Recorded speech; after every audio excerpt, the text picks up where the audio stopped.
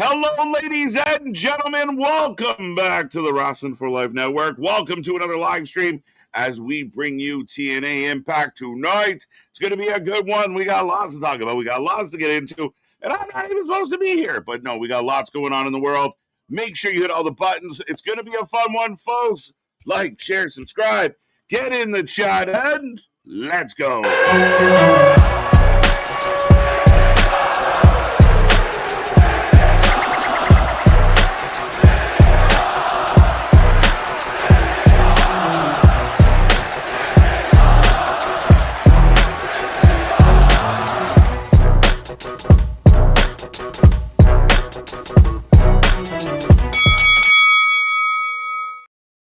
Ding, ding, ding. We are live and back at it again, folks. Like I said, we are the Wrestling for Life Network. This is another live stream as we bring you Impact tonight. Lots to talk about, lots to get into. The wrestling world's going crazy. New champions everywhere. And lots going on in the TNA landscape for better or for worse. Lots of good press, some not so good press, but we're looking forward to a good show tonight. Hopefully they're here to bang it out. It's Friday, Junior. How we feeling out there? You feeling good? Blow up the chat, folks. Hit all the buttons as me and that pretty face have you for a couple hours at least. It's going to be a good one if you don't know who we are. I'm Mr. Evernight, KJ White, the Iron Man of YouTube. That is Big Nick. Ladies and gentlemen, boys and girls, children of all ages, the Wrestling for Life Network proudly brings to you its tag stream champions of the world, the Every Night Delight, KJ White. I am Big Nick, and you're not Anthony. You're not I'm wrong. not Anthony. I'm not KJ. Big love to Anthony, all of that. Trust me, I know he wishes he could be here and everything, but things happen. But absolutely, now we get the Knockouts title and a no DQ match. We get the tag titles on the line. We get the second round. You haven't talked about too much of the KO TV tournament and everything like that. So you've been, since Slammiversary, you've been out of the TNA bubble. So welcome back into the sphere. Here we go. We're seeing how this tournament's going to go. We're trying to look for, again, I think they're trying to build up some of these divisions. A lot of things that internally have been kind of crazy. Lots of moving parts, lots of moving names. You wonder how stable it is. Are there other people kind of in the lurch where maybe they're not getting, maybe not the strongest of booking because they might be on the way out. So it's very curious times for TNA. From the periphery, it hasn't been the hottest of things. Not a ton of people are talking about the Knockouts TV tournament or anything like that. It's slept on. We're using the term slept on out here, but that's fair. But also, I will just say, with everything that's happened in the past 9 days, I would say in the wrestling world, this is why I love being a pro wrestling fan. Everything that's happened, right. I know I crashed out about MJF, and I still love Kenny, and I still, I like Kenny as champ. I just really wish it was MJF that walked away. It was a hell of a match. Really good show, minus the Callus Phallus. But Punk's champ, Sammy's been champ. Like the past 2 weeks in pro wrestling is why you love being a pro wrestling fan. Yeah, 2026, we've got Punk with another belt. Sammy had the belt. Darby had a belt. Now we got everything that's going on with MJF dropping the belt. It's been a crazy few months. I mean, I know the experts out there are all doom and gloom, but I don't know if the sky's quite falling yet, Chicken Little. Yeah, I mean, Kenny's champ now. You had a fantastic match between Takeshita and Fletcher. Roman's champ now. So there's a lot of really good stuff going on right now. And hopefully TNA can kind of keep its head above water and kind of make the boat float out here. Because again, like you talked about, Santana's all but done and dusted. Leon's the next big talk of being out there. Right. UI just left, but they're bringing in new talent. They just re-signed Rich Swann. So they clearly got money from somewhere out here. Yeah, they re-signed a couple names, which is good to see. They got to retain some of this talent. I feel like TNA and NXT right now, oddly enough, are in a bit of a lull. Like they're going through, it's that rebuild. We, as sports fans, we've seen it. In TNA's case, they're trying to retool more than rebuild. I think they do need a little bit of an injection of fresh blood. That sounds terrible. But yeah, we can pause on that, but they absolutely could use something to spice it up. And I mean, I know people were mad about Dolph, but Dolph can do what Dolph does. And like Dolph's going to give you a good match. And now they're already advertising Dolph Jeff. I think they went this direction for name value because they are trying to bring those analytics up. I know wrestling fans don't love that, but I think that's what's happening there is Dolph Ziggler or Nick Nemeth holds more name value than a Mike Santana at this time in history. You may not be Anthony, but you're definitely his brother from another mother because you're making the exact same points that he's made and everything. And that Dolph Ziggler, Jeff Hardy, the Hardy Boys, they are the name value that they have, and they're kind of building off of those guys, right? While they are still introducing a Casey Navarro, while they are bringing in a Ricky Sosa again. Yep. They're doing all of this with the Knockouts division. Mm-hmm. They're like NXT, like you were kind of alluding to, that they're on the influx of new talent and building new stars. So they've got to keep some of the older guard around that they know is going to be a draw. Yeah, for sure. There has to be a transition, but you need some of the internal. You want to see a guy like Sosa get bigger and stronger and better at this. He's doing well. You want to see, the knockouts have definitely been in flux. We'll see what Xia Brookside's like. I know that's not the most favorable choice for people. No. But, I'm trying to do Anthony proud tonight, and nothing but love going Anthony's way. He would love to be here as always. We're hoping he'll be here on Sunday. But, big nod to Anthony, and I'm going to try and do some Impact justice here. Yeah, well, have you at least watched Austin Powers? I have watched all of them and recently rewatched them just for shit. There you go. So you're already getting over more than Anthony out here. Right. Yeah. He's like, because he does all the Scottish characters. It makes him like a pseudo Scottish hero, and he's Canadian. Is him and Mel Gibson? Mel Gibson being Braveheart. Yes, sorry, I caught you on the wrong right time. Right on a sip. Right I caught you on the off dribble. Yeah. Mel Gibson, right? Freedom. Should we say hi to the people out there? Absolutely. Rock and roll. But our top three from last night of Spaz, Ronan, and Nair. Shout out to everybody that was out there breaking it down at Beach Break out there. I think that show, again, that match between MJF and Kenny Omega, I think, is one that's going to be in contention for maybe not top 4 of match of the year once all said and done, but going to be at least in the top 7, top 5. I think we can definitely consider it in that group for sure. As why not? TV match of the year. Match of the year. It's a very strong TV match. I know I saw people already. I mean, some people are funny. Like, they'll comment on our stuff, and the comments kill me because it will be like, AEW was really good, better than WWE. Like, just period. You were good. You stop right there.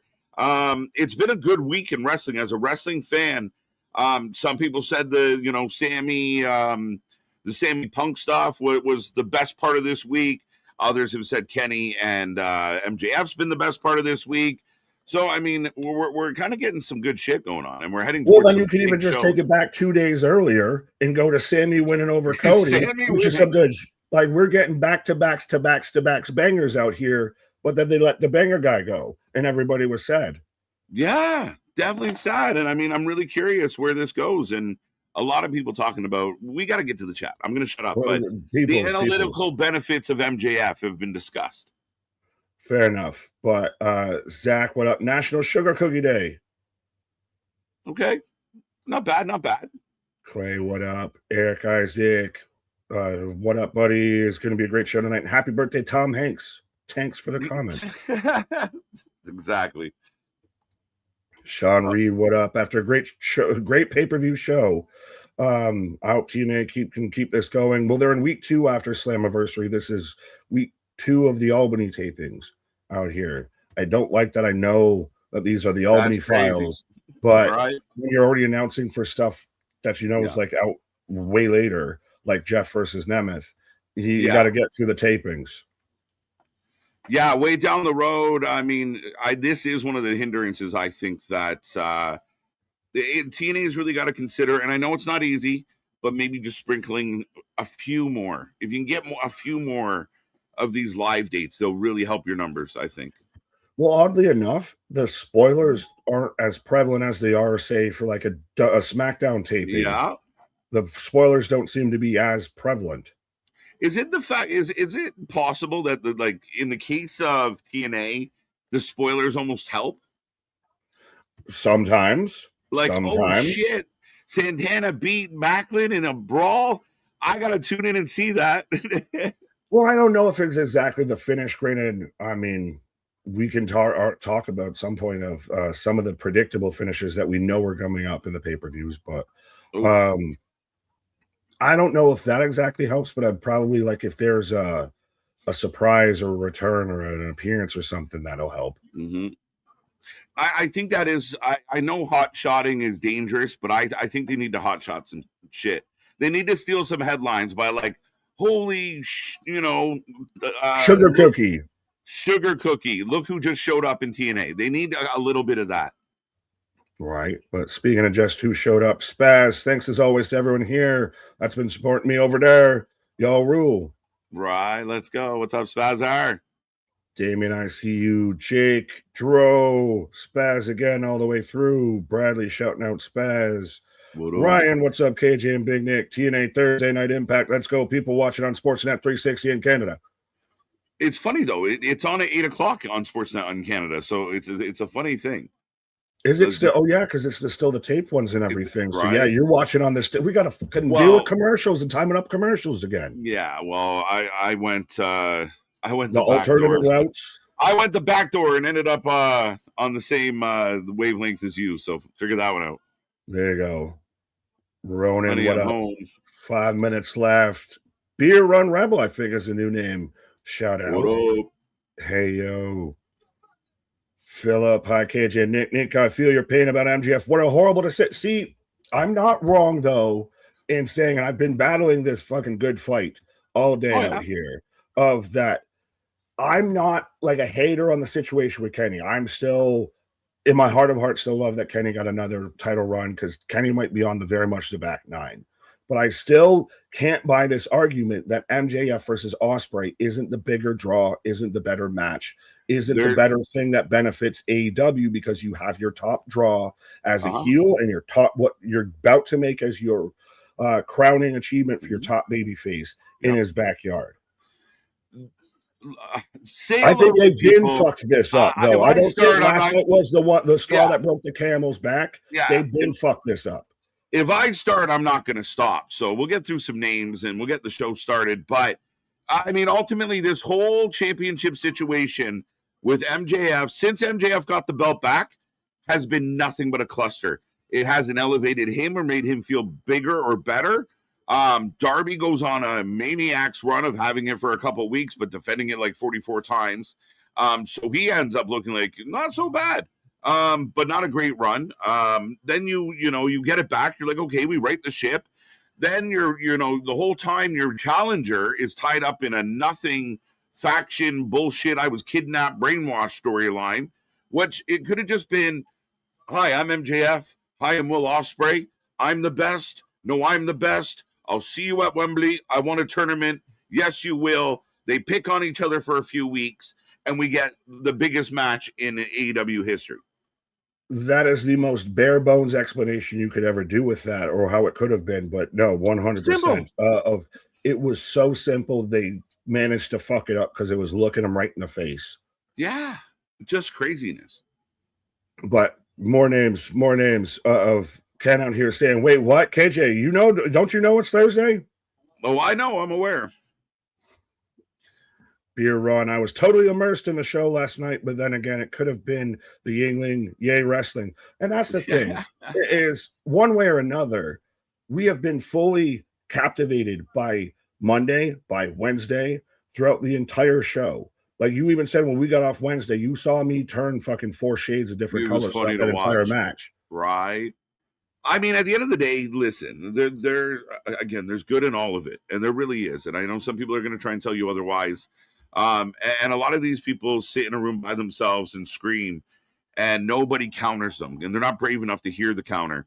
But it's not all bad. Like we can agree to disagree on some booking directions and see how it plays out. But I'm at the start of the show. Yeah, I'm getting the intro video package out here, so folks, you can sync up with us at home. I'm frozen on Eichner, son of a bitch. Eichner. Einhorn is Finkel. Finkel is Einhorn. Right. What I do like about Thursdays is AMC. I was getting Beverly Hills Cop. Yeah, it's the best lead-in. We don't get Big Bangs on Wednesdays, but we get all the movies out here with AMC. But I got the overhead shot of Albany. All right, so I'm a couple seconds behind you. I got Albany now. Why would you I do a will sky stop shot of at Albany, the New York? broken. Let me know when you get the Hardys Dun, dun, coming dun, out. dun, dun, dun, dun, dun, dun, dun, dun, dun. I got. No, not yet. Not Yeah. yet. Not yet. You teased me. You started doing the theme song. You were bopping and bipping, and I got going. All right, I got them coming out. Got them on the ramp right now. Tight The shot broken on the Hardys. Yeah, they're on the ramp. Delete, delete, delete, Yes, delete. I think we're about as delete. good as we're going to get for right now. delete, backspace, backspace, backspace. Like, Yeah. I love the Hardys. Let's go. Lady B, AW is all about mocks. Hashtag looks moxing. Looks moxing. What's up, Lady B? MDB, KJ watched Austin Powers. See, Anthony, it's not that bad. See, we talked about this. Yeah, I don't know what his true opposition is, or if it's just become a shtick at this point. Like, there's far worse movies out there.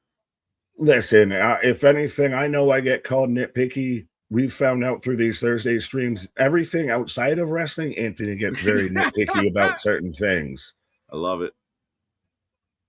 There's Anthony likes and there's Anthony dislikes, and they are very much independent entities. So the hands already get the jobber entrance, boo boo foo. Yeah, so we're kicking this one off right away with the tag champs taking on the Great Hands. Good hands, great hands. Shout out Jason Hotstove because he did share out the shout out. So I almost kind of want to see him win, even though they got the jobber entrance. Right, what up, Hodge? They can go. Sophisticated, did y'all see Paul White wrestle again? Yes, we talked about it, that they were probably going to do it as something just for the crowd there. And it was the Big Show taking on the Twist. Yeah. It was Lethal and Christian. Yeah. But what I found very interesting because of the history and such, and then I thought, is this something they might try and dynamite, is the Big Show's looking out for Sting's little guy? Yeah, probably. Right? That wouldn't actually be a bad shout at all. If you're going to bring a guy in like that. Yeah. I said I didn't want to see Paul White at all at this point, and I'm a Big Show fan. I think he's a nice guy. He looks like we could be related, except nobody in my family's that tall. But I mean, he like a basketball. He can barely walk. It's like Mick Foley. Like you just got a hip done. He had the I am AJ Styles gear on and everything. Why can't you just have some trunks, Paul? What about I want to see him do a Pele kick. I want to see him do a Pele kick. Yeah. As we are. No, I don't mind the idea. I hadn't even thought of that. He's like the big brother, the mentor, the guardian angel for Borden. Yeah, it's not a bad idea, right? Like, it gives, I mean, being Sting's kid doesn't hurt, but just the visual presence of coming out with the Big Show and kind of help getting him in there and finding his comfort level. Because I'm telling you right now that if they decide to continue wrestling, that is former AEW world champion, no matter how good they are at it. Any one of them. Fair. That's a slam dunk champion. I hate that you're fucking right. But Kyle out here, KJ, do you think Sami Zayn will be a champion again at some point? Yes. Fair enough. That made me think of the point that I was also going to bring up. Did you see Avery Styles making his GCW debut out there? 2 shows booked in GCW for Avery, so he's coming up quick and fast now. So, I mean, could he talk his dad back into the ring? We'll see. Little tag team match player, holla, holla, holla. Right. Michael, I'm interested in the show tonight. I'm 50-50 on the AEW wrestling show from last night. Some of it was great. Some of it was meh. The title changes on both shows seemed unsurprising, my opinion. Fair enough. I thought a big chunk of the show last night, and we talked about it while we were live, we're boring. Right. You and I were getting caught up in the conversation. We're getting caught up in the chat. We're getting caught up debating about other things that aren't happening on the show because the show itself had some very big lows. That being said, in typical AEW fashion, there are high spots. Like, the people bragging today, like, see, we told you AEW has the best matches. You also have the shittiest matches. Like, Yeah, that's the let's funny not talk part. about that whole Callis segment that dragged on and on and on, and then the Osprey versus the Workhorseman. No disrespect to JD Drake, but I think I Oh, got a better wrestler body than JD Drake, keeping it a buck out right? there. So No, that's I the mean, thing, is that was a big chunk out of that show for that sure. people are willing to overlook. Yeah, that Callis situation was the biggest sausage stomping I've ever seen. They just 20 guys wandering the ring, stepping on each other's sausage. Like, sorry, oh, my turn. Sorry. Like, it was so, like, just layers on layers, but just not layers that you like. It's not good layers. Right. Not onions, ogre layers. 316. Question, guys. Who owned TNA Wrestling? Anthem Sports. Owns. Sorry, it's not a slap shot joke. Well, no, we got to see. We got to wait to see the Uha Nation again out here. That's right. But Almighty Pop, you must be Canadian. I'm so confused. I'm getting a throwaway tag match right now. Did it start early today? Yes. If you're watching it in good old Canada, you get it an hour early than everybody. You get that exclusive honeyed maple drip. Canada rules. Let's go. Yeah, Sportsnet puts it on at 8 till 10. If it's taped, if it's live, obviously they have to go at 9. I really, they can't bump Axel Foley back an hour. What is on before Axel Foley that you need this show at 8:45? Why can't you go at 7:45? I mean, for us, talked about this. Well, we could go at 7:45. what is if the they could go at roadblock? 8, it'd be really cool. Yeah, the whole, I get you get more money probably off of the movie reruns and everything like that. But at the same time, you can't end a movie at 8 instead of 9. I mean, considering this is probably somewhere in the tens of thousands of times that Beverly Hills Cop has been on this network, you can't push it. Like, I don't get what the roadblock is, and maybe someone has some insight if something's been reported out there. But I haven't seen anything that really explains. I almost said, is it an AW? Is it a TNA choice for them to be unique? But I don't know if I dig it, player. If you want to be unique, go an hour early, not late. well, I'm trying to remember. Did The Walking Dead go at 9 or did it start at 8? Like, have AMC, some of their bigger shows, did they start at 9 or did they start at 8? Because I remember they went a bit later, so I'm wondering if that might be. Is AMC used to, and this is me going completely tinfoil hat theory. Yeah, we don't know. That they would be going of, well, this is the time slot we've done with shows that have worked before, so this is the time slot you get. I mean, it could be as simple as, the movies we get to heavily edit. This is a live show with potential blood, with violence. It has to go at 9. The Walking Dead, it's violent, it's bloody, go at 9. Like, I can't remember, but I'm wondering if that plays a factor. Literally, we're just guessing, folks, but it's a really curious situation. Jeff Hardy gets all the way through. The Hardys win there with the Swanton. Jeff's getting a lot of love. He's going to have a chance to be a world champion. Yeah, the hands got folded up like a fist. Right. My sausage. What? Well, we had Anthony up there. Yes. We didn't fully click on it, but Anthony becoming a YouTube member, shout out, be a member. And again, that's the way to get into the Fantasy Football League. That's your access to the members only streams, all of that. So become a member and hit up or KJ, hit up the channel, and you will get the link to join the fantasy football. So my brain slowed down for a minute. It's my get back year. I took last season off. This is my get back year. I'm going to start showing files beforehand to make sure that I have the, make sure there's no collusion. Do you ever it doesn't happen often to me because I'm wait a minute. Ali walking away, so are the hands amputated. Ali need new hands. Girl, the way you are. Right, maybe Ali says you're out. They're back to being good. I want to hold your hand. Spazzer with 10 bones in the bucket. I got Xylee backstage. Spaz. The real question, are the cartoons that cartoon characters watch cartoons or live action, and are our lifespans just a long trip from one hospital to another? Hashtag depth thoughts with a phoenix. Well, yeah. They feel Yeah, I deppy. think you were having a mega pint out there when you Right. thought this one up. Sorry. Those are a little deppy for sure, buddy. Yeah. Now, do you? I know you've been out of the TNA bubble a bit. You haven't been in the Thunderdome, but Right. do you think that they can hot shot the belt off of Zayling Lee to Zaya Brookside to Zaya back again? Like they can play hot potato with this a little bit. There's too many Zayas because Zayling Lee is a little bit hard to roll off the tongue, especially when you're on the vitamins. So Zaya Lee's easier to say, but Zaya Brookside also works. So yeah. Yeah, I don't know why her act, like the name she's running with now, it won't stick.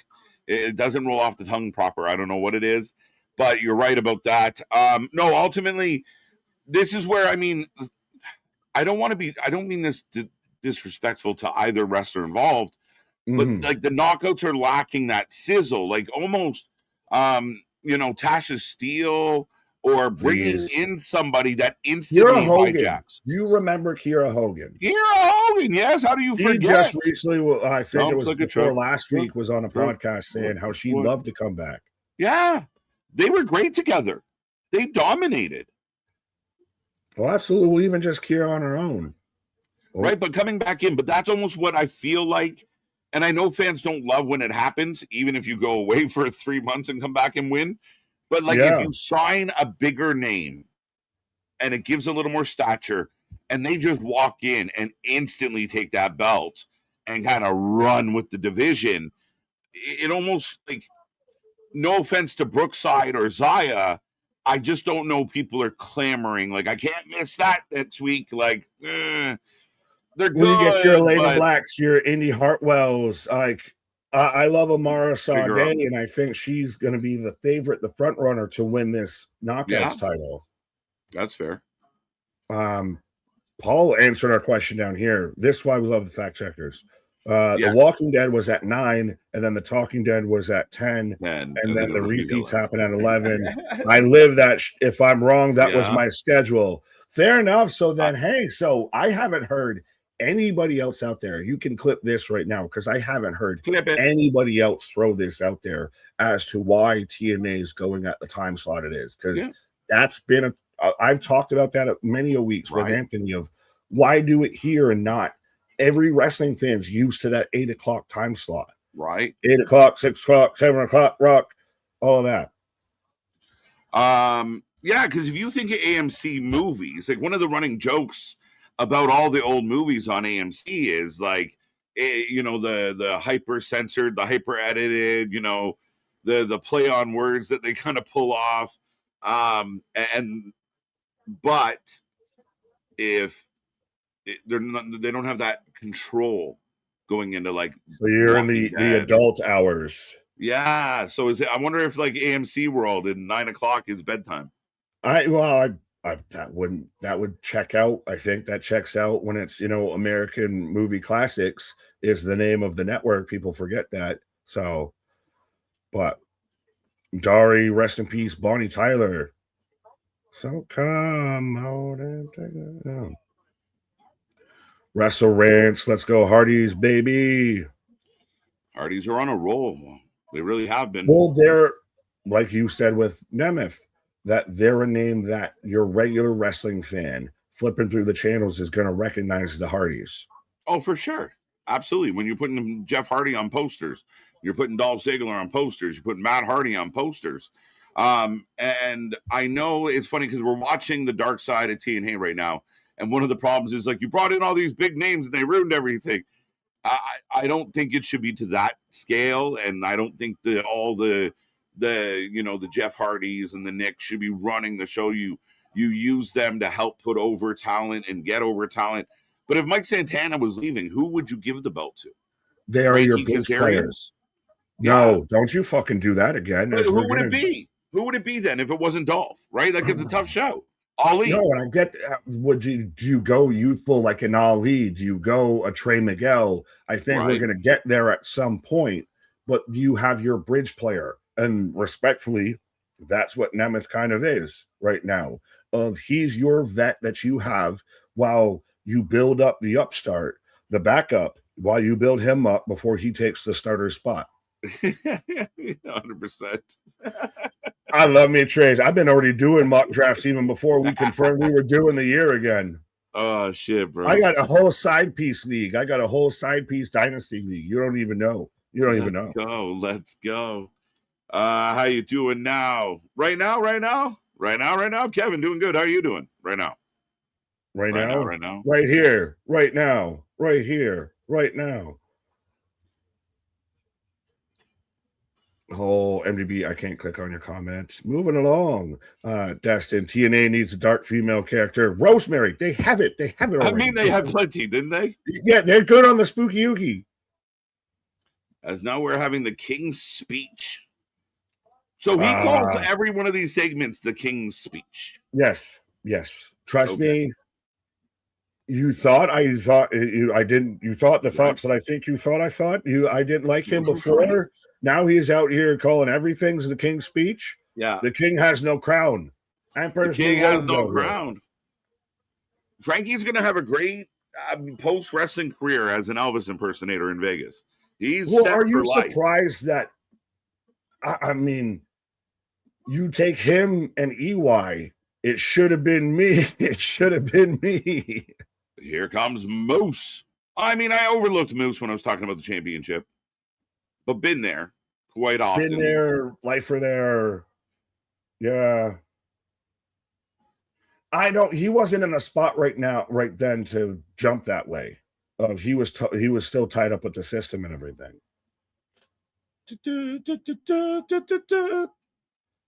Well, this is damn near a homecoming for him because he's got all the Syracuse gear on because he played college football at Syracuse, I believe, and all that. So he's the hometown hero. There you go. But here is Moose. MDB kind of backing up your back truck. Tessa Blanchard would have been a perfect to lead the KO's division right now. At the very least, she's controversial, and that piques interest. Yeah, I mean, it's a tough one, MDB, because I get it, and she could have been a great heel champion that people chased. I just don't know if she moves the needle enough at this point, and I think what she chose to do was probably better for everybody.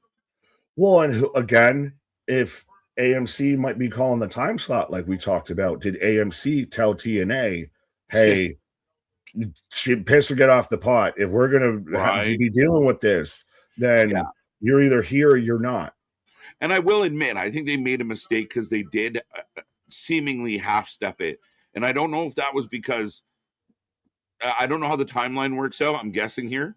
But if Scott was okay with it and then Carlos was less okay with it, because she seemed to come in hot and then like burn right out. No, yeah. And it didn't go anywhere at all. It never got off the ground. So I think if you were going to make that signing, you had to lean in hard and like just push it. And they didn't. I think that ultimatum, they knew what they were going to get out of that. They weren't. She wasn't going to pick them. She was making more money. Her family, everything, her husband, her father, all live in Mexico. Right. She gets booked there more, booked there better. She wasn't ever picking TNA, so I think that was their way to force her out and tell her she's coming out.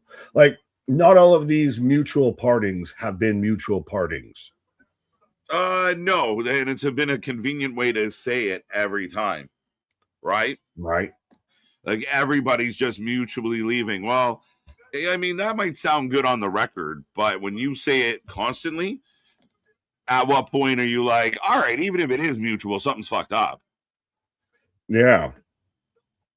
Right? Like, oh, I guess you're good at breaking up, but you suck in relationships. Good job, TNA.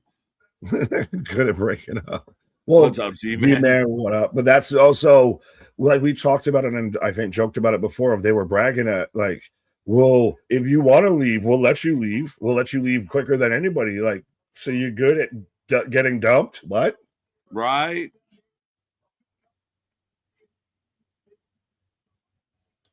Yeah, Yeah, so welcome to Midnight Moose out here, because this is Midnight Moose. Kazarian Kin is not. No, that's why if you got EY, what is Kaz still doing here? Respectfully, I'm not trying to call for a job, but what the fuck is this? Right. What up, Rance? How you doing? How you doing? How you doing? Reader. It just feels flat. Are you stupid? Oof. You're old. What? Oh, like this is why now TNA gets talked about like we were with NXT of they're in a rebuilding year. They're going to have some growing pains. They're in their teething stages, I guess, on the rebuild right now. Yes. So they're hoping for first round draft picks and everything.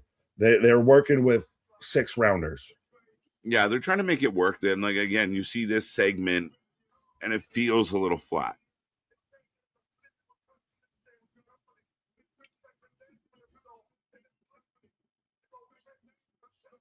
Hey, that's not a bad point though for Moose. Yes. Moose bringing some fucking life to this. 10 years, I've seen people come to this company and leave just to chase a check.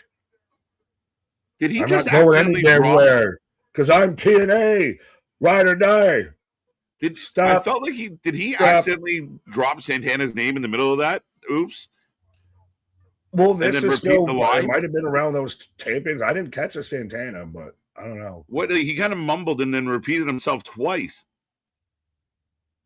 Yeah, but he fired up at the very end. This man was literally, you saw the spit flying out of this man's mouth on the microphone. Frankie's green jean jacket outfit is one of the ugliest fits I've seen in a long time. It is rough. It is assaulting on the eyes. It is like staring at a spearmint soul. Confident it would glow in the dark. Confident. Yeah, it has that like the neonish enough of it because it's like minty green, but there's still that neon tinge that it would be like a glow stick. It's like slime, like Nintendo slime or Nickelodeon slime. Right. He out here looking like a chewed up piece of spearmint. Like I said, it's wintergreen. Wintergreen. You've heard of evergreen segments. This shit's wintergreen. This shit's been chewed up and spit out.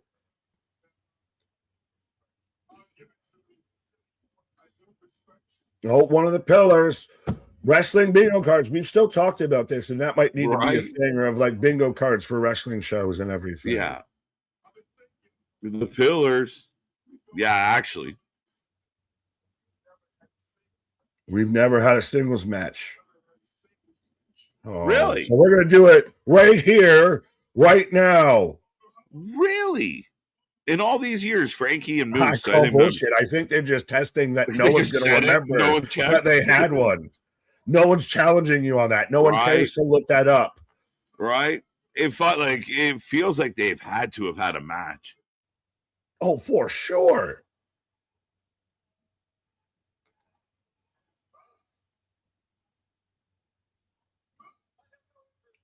Moose, I have no interest in that. All right, God damn it, Kazarian fucking Frankie's not a bad heel. I hate him. Like he is a pain in the ass. I don't know. Justice, there's nothing really to work with or anything. Like I have a steak on a plate, and that's all I have. Like there is no sauce, no seasoning, no even cooked, no sear to it. Your NFL career was as ugly as the women in Albany, or almost as. Well, as AJ out here with AJ Francis, who was supposed to be out here later, which is what we're known for around here. Not the streamer, but expressions. Yeah, infamous for expressions at this point. Frankie with those glasses looks like one of the villains. Yes. Men in Black 3. It looks like 3,000 Miles to Graceland with Kevin Costner. A bit. Well, remember they did. It was Kevin Nash and wasn't it Frankie and it was Scott Hall that were doing the Elvis thing. Yeah. Since Frankie's a little, I think it was because of that movie. Probably, but AJ versus Moose is a solid match. Just call Frankie a bitch. AJ Francis. These guys both. These are guys that, again, like you talked about, of who could be in that world title picture. Yeah. AJ Francis is a guy that absolutely could insert himself into that, despite right what he did before.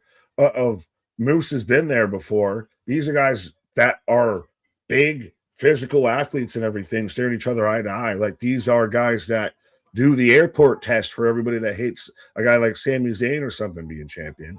These are the guys that are the big hoss, big meaty boys out here. Oh yeah, heavyweights for sure. AJ, I mean, since they added Enchanted here, it's even it just keeps getting better. Expressions, emotions, Enchanted, and Kanto. Emotion in me over. Emotions. Yeah, well, he looks like he's got the Pharrell Williams hat kind of on out here. Right. But so next week we're gonna get AJ Francis versus Moose, and you get to see Elias and his smoking guitar. Good old smoking guitar. This promo is pretty damn bad. I wonder if you did more of like the interview stuff pre-tape style and keep the action to like in ring. I don't know how you feel about that, but like, it's just, I don't know. Sometimes the promos fall flat because of the sound isn't great. The crowd isn't loud. The crowd isn't big. So maybe you try to do it differently. Production issues have been a thing that has bothered TNA pretty much. You were here at least for the premiere when they were on AMC. They're still having production issues at times, and that's where maybe, like you said, of the live in-ring segments at time, unless it's going to be really impactful, maybe pre-record it, do something else. Mm-hmm. That's cool as shit. But like what Elias just did is better than him coming out and cutting a promo. Did you really just say his guitar's cool because it's all lit up and smoking? I liked it. I thought it was pretty cool. I like things that smoke, bro. A guitar bone. A guitar bone. We're gonna make a Willie Nelson apple. Yeah, exactly. Out there, you ever smoked out of a Pepsi can? Yeah. So you can't. Jody Threat. I'm taking Jody over for because you ain't missing. You're on the hook for a Jody Threat out here. Jody Threat. I'm going Jody Threat tonight for the first time ever. I gotta go Nomi because she's the homie. And again, go figure. She'll lose. What? Go figure. I'll pick her. She's gonna lose, and I'll never pick her again. Well, that's the good thing. You're the curse out there. You are the Danhausen. But before you do a thing, as I'm in commercial right now, I've thrown this at Anthony, and I want to see how you in the chat still feels about this. Of that, outside of crowning a new champion in this, they should use this as an opportunity to say sign an independent talent, to make a moment out of signing somebody that you impressed in the tournament and everything. Mm-hmm. Make signing with TNA matter. Make TNA great again. Oh, I don't know if I can use that. Oh, I don't know if over there. But have something like, I want to see them put an emphasis on signing these independent talents. If you're going to bring them in and you should be trying to put a shine on them. If you're going to especially work that independent relation and can keep using them, and maybe you sign them like Gabby Forza, her husband's Bear Bronson, who works for the company. Right. No, absolutely. And I mean, I don't think there's that balance. But you don't bring in a bunch of vets and steamroll the independent talent that you're working with and trying to bring in, because that's not a good vibe. But you also want to show the independent talent that if you come in here, we will put a shine on you. And then you use your vets wisely to help build up and get over talent. I would argue like with the Hardys and the Righteous have done enough together for a while that if you weren't really sure who the Righteous were, a lot more people kind of heard their name because they were, the Hardys Righteous, so that's good for business. But I do agree with you, kind of what we were saying earlier. Like, I don't always recommend hot shotting, but every once in a while you gotta give your car a boost. And I feel like TNA needs a little bit of a boost, and we'll be on the road again. Right. But Maddie, Wake and Bake, Hee. Elijah, aka Ezekiel, McAvoy, or Stewart. I can't keep up with these in timelines anymore. All right, and I'm here every week. I don't even know how you're even trying to. You're still like, isn't that guy out there, in WWE? Doesn't he want to walk with Elias? Right. No, I mean, yeah, I guess. But yeah, you got to keep all these names in order. I mean, NXT's hard enough. Right. Spaz with the $5. I just need KJ's reaction here. New push online is for All In to be a 4-way with Will, Max, Kenny, and his favorite. I said this, Spaz. I said this. Do they just say fuck it and go all in on everybody? Everybody gets pulled into this. Like, I figure the Mox turn will be post All In as one of Ospreay's big challenges as new champion. I mean, they could blow their wad, but this would legitimately be the equivalent of jizzed in my pants. Like, it's not good. It would be not good. It's just way too fucking much of like, do you still think there's the potential that we could get MJF wins the title back at Redemption?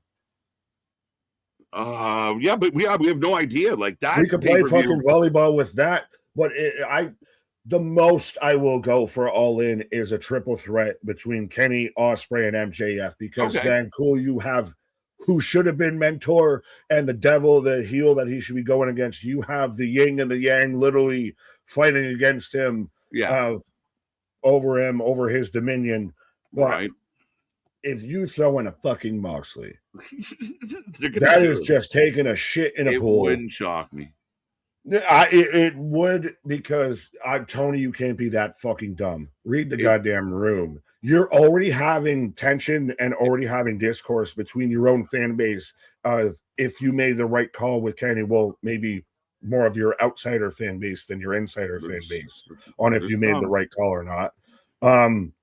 But you can't add Moxley. Moxley should have been a guy that maybe was facing Kenny at the pay-per-view, and you do Ospreay and MJF for the title. Yeah, if they go all for like Fatal 4-Way to me would be the laziest way to do this. And again, I think you have a bunch of runway for the Moxley. I hate the Moxley Ospreay stuff, but there is a runway there that, Moxley gets mad, turns on him, blah blah blah blah blah. I taught you. Are they going to make Ospreay a heel though? Because Kenny's the uber babyface. Is Kenny almost the biggest babyface right now in AEW? You assume that the pop's going to be bigger for Ospreay in London. But if is Kenny right now the biggest babyface? I saw certain people saying Kenny and Andrade are the two biggest babyfaces right now in AEW. Ospreay would come into a solid third. People were genuinely losing it when he was about to win, but he was beating a heel champion, so you assume. I mean, it's going to be next. Is that how the star power that MJF is? Is he made Kenny Omega and put him from 5th place to 1st place in the pole position, just in one match, just in one night? Right, as here comes Vicious Vicky. Benito. Vicious Vicky. Vicky Va. That Vicky Va is one fine piece of, I didn't finish the line. Where's your head at? No, you just gave me a light bulb moment, but it's not ready yet. Fair enough. Well, trust me, I was trying to find the way to incorporate the, Fairly Odd Parents, Icky Vicky. Right. She's actually super talented. She's another one that, with TNA bringing in the independent talent versus, say, the NXT, the Evolve talent of this, I would almost look at it as we're giving them a trio. For sure. And you can make a moment of, hey, you showed out in the tournament, so now we offer you a contract that wasn't supposed to be a part of this, but you were so impactful and so impressive. You were a Maya World in this, so we offered you a contract on the spot. Right. And here comes Indy Hartwell. Interesting. What is it with wrestling now and rhyming? Vicky and Indy. Right. Everything's a Z. All right. This one should be good. I'll be right back, sir. There you know, KJ's going to be the little picture-in-picture on the screen. And did TNA just borrow this from NXT? Because they just did this on Tuesday with Saquon and everything. But yeah, the comparables are getting hard to beat of what we're getting, similar little mini packages out there. But we have Vicious Vicky out here. I'm not even going to try and pronounce her last name right now because I can't read the text. But she's taking on Indy in the first round of the KO TV TTYON of the Knockouts TV title tournament of I know I came up for a shorter acronym for it last week, but I can't remember what it was because Knockouts TV title tournament just feels too long. Excuse me, too long to say. But Spaz, thank you for the $5 super chat. And I think I missed another one from you up here earlier. But Spaz with another $5 as well. As no one's willing to pay for a used mattress until they check into a hotel. Also, the voice in your head doesn't take breaths. What? You can't do that. That last one on the vitamins. Folks, we do not condone Spaz's comment. That is a deep thought. That is a crazy thought. No, that's fun. That's a unique one that I've never thought of. But yay, you unlocked a new fear of mine. New sleep paralysis demon unlocked. But let me know, folks, whether you got Vicky or you got Indy. And even just, do you think, is there an independent talent that we haven't talked about that isn't in this tournament that you would want to see that should be signed by TNA, male or female? I know, actually, fun fact, our first interview on the channel, if anybody wants to actually go back and fact check this, our first interview with a wrestler on the channel was Manny Aries, who has been an independent wrestler around the New England scene and everything. That's how I came across them and everything like that. And he was the very first wrestler that I think, like, followed me on Instagram and everything. Like when I first joined the channel, and it was our first like wrestler interview. He actually just recently, when they were out there in Boston and everything, it might have been in the Boston or the Albany ones, but when they were out there for Slammiversary, had a tryout for TNA and everything. So that was super really cool to hear.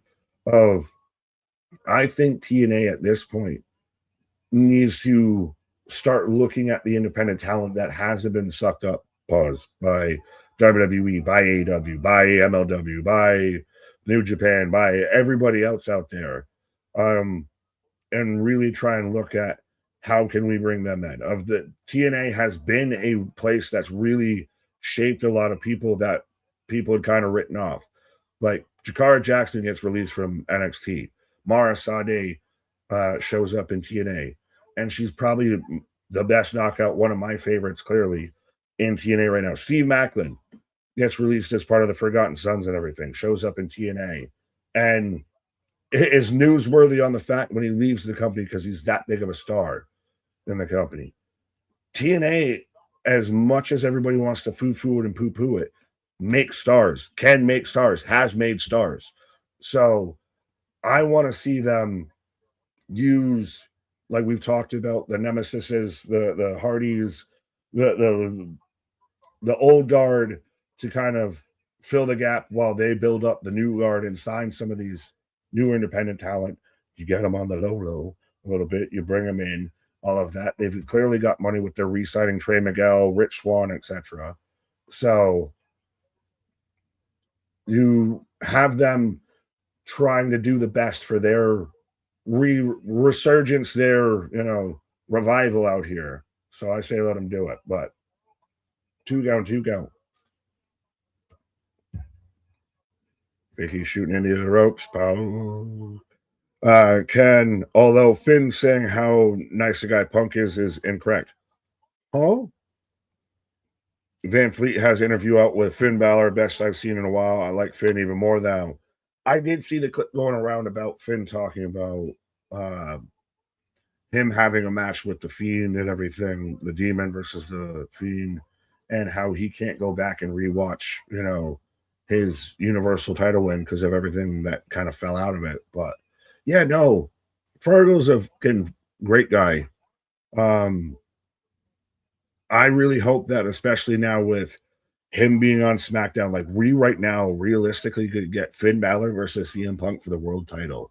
And that's a thing that I think no one wants to consider right now, with the fact that CM Punk's your world champion is about to go to SmackDown. That now you could get a a CM Punk Shinsuke Nakamura match for the world title is a thing that could happen. Not saying it will, almost kind of saying it should, but it's a thing that could happen. But instead, we want to bitch and piss and moan because it wasn't what I booked. As I say that, as didn't do what I booked with AEW, and I'm pissed and moan. But I digress. Don't listen to me. As Indy picks up the win with a 1-2-3. Chris Finn versus Gunther. Facts. Ilya versus CM Punk is a thing now. And that's been the thing. I still find it funny that it was like breaking news that CM Punk's going to SmackDown. I thought that that had already been talked about before it was announced on Raw this week. If I'm, did I fucking Mandela affect myself with this? Because I could have sworn Aldis out there like announced that he's going to SmackDown, which was kind of his one-up on going at all Pierce. But I guess the network's been wanting him as Indy advances. So we got Mara and Heather set up, and Indy's moved on. So we've got the first three people in the bracket moving on, but I know the network's been out there wanting Punk on there. It's someone that very much they can build and refresh the whole fucking brain around. As I've got the injury report for TNA. The personal concierge is out with a ocular issue, to quote Tom Phillips, after he got misted. So, yeah, Lei Yingli's been cleared. Obviously, she's wrestling tonight. Destin, what up? 2-0. So, yes, Indy wins 2-0. Of course, you would know better than the guy who shares the locker room with Punk. Wait, what? Am I doing the 57? What do you say me for? What did I say? I just need to know, Bernard, is that at me or is that at somebody else? I don't recall saying anything. I think Punk winning was great. I don't think that I laughed at the whole, it shut everybody up about this whole made up facade of a pretend issue backstage because Punk derangement syndrome is a thing. Check your relatives, check your friends for Punk derangement syndrome. And he wearing the hell out of them shorts trying to flapjacks. Hearthstone. Segue and a half there is I'm in commercial break right now. We are the Wrestling for Life Network. We do this for anything and everything. Be a friend, tell a friend. We're back at it like a jackrabbit. Tomorrow, Friday night, SmackDown, the fallout from everything that happened before. Are we going to see Philip in SmackDown land? Is Cody going to go after Gunther? Is Cody going to have something to say towards Punk? What's next for Sammy and all of this?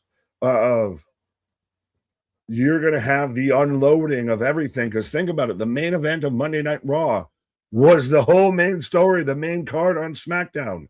So make sure you're here tomorrow because we get everything from Monday playing out here. But also we're here Sunday for the midlifeies, the Wrestling for Life midlifeies out there, the Golden KJs, our mid-year awards out there, and rolling right back through. Wrestling has been cooking. It's been a heat wave of the summer haze, the summer malaise has gone away out here, I feel. The past 9 to 10 days has been some of the best stuff in the past months, honestly, of being a pro wrestling fan. From Sammy winning, to Punk winning, to Kenny winning. There hasn't been a moment that hasn't been exciting. The shows have felt exciting from top to bottom because not only did they build to the main event, but even the stuff in between, like I feel bad that Kyle Fletcher and Takeshita had a fantastic match last night, and it's going to get overlooked because of the moment with MJF and Kenny Omega. Like, let's not forget, they tore the house down right before that. Same thing with CM Punk and Sammy. Let's not forget, Sammy tore the house down right before that at Night of Champions with Gunther and Cody. And that whole story is intertwined. There's still the potential we get Aldis versus Gunther. There was all the moving pieces out here, and this is some of the best that's going on in wrestling. When everyone's telling you that it's the darkest days, we tell you the light's ahead because it's been popping off out here. This has been some of the most enjoyable shit to watch and be on stream for and reacting to and everything.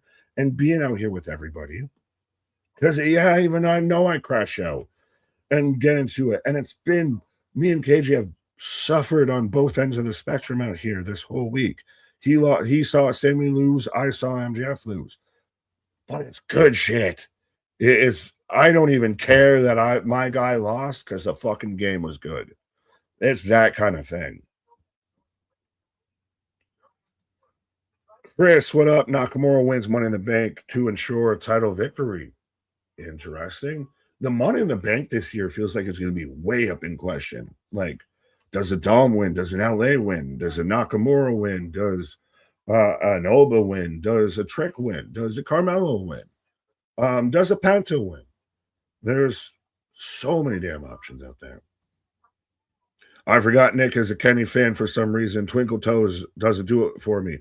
Fair enough. I'm a fan of both. That's where I'm a lover torn, a lover scorn out here, because I've been the Kenny guy on the channel, and I'm clearly the MGF guy on the fucking channel.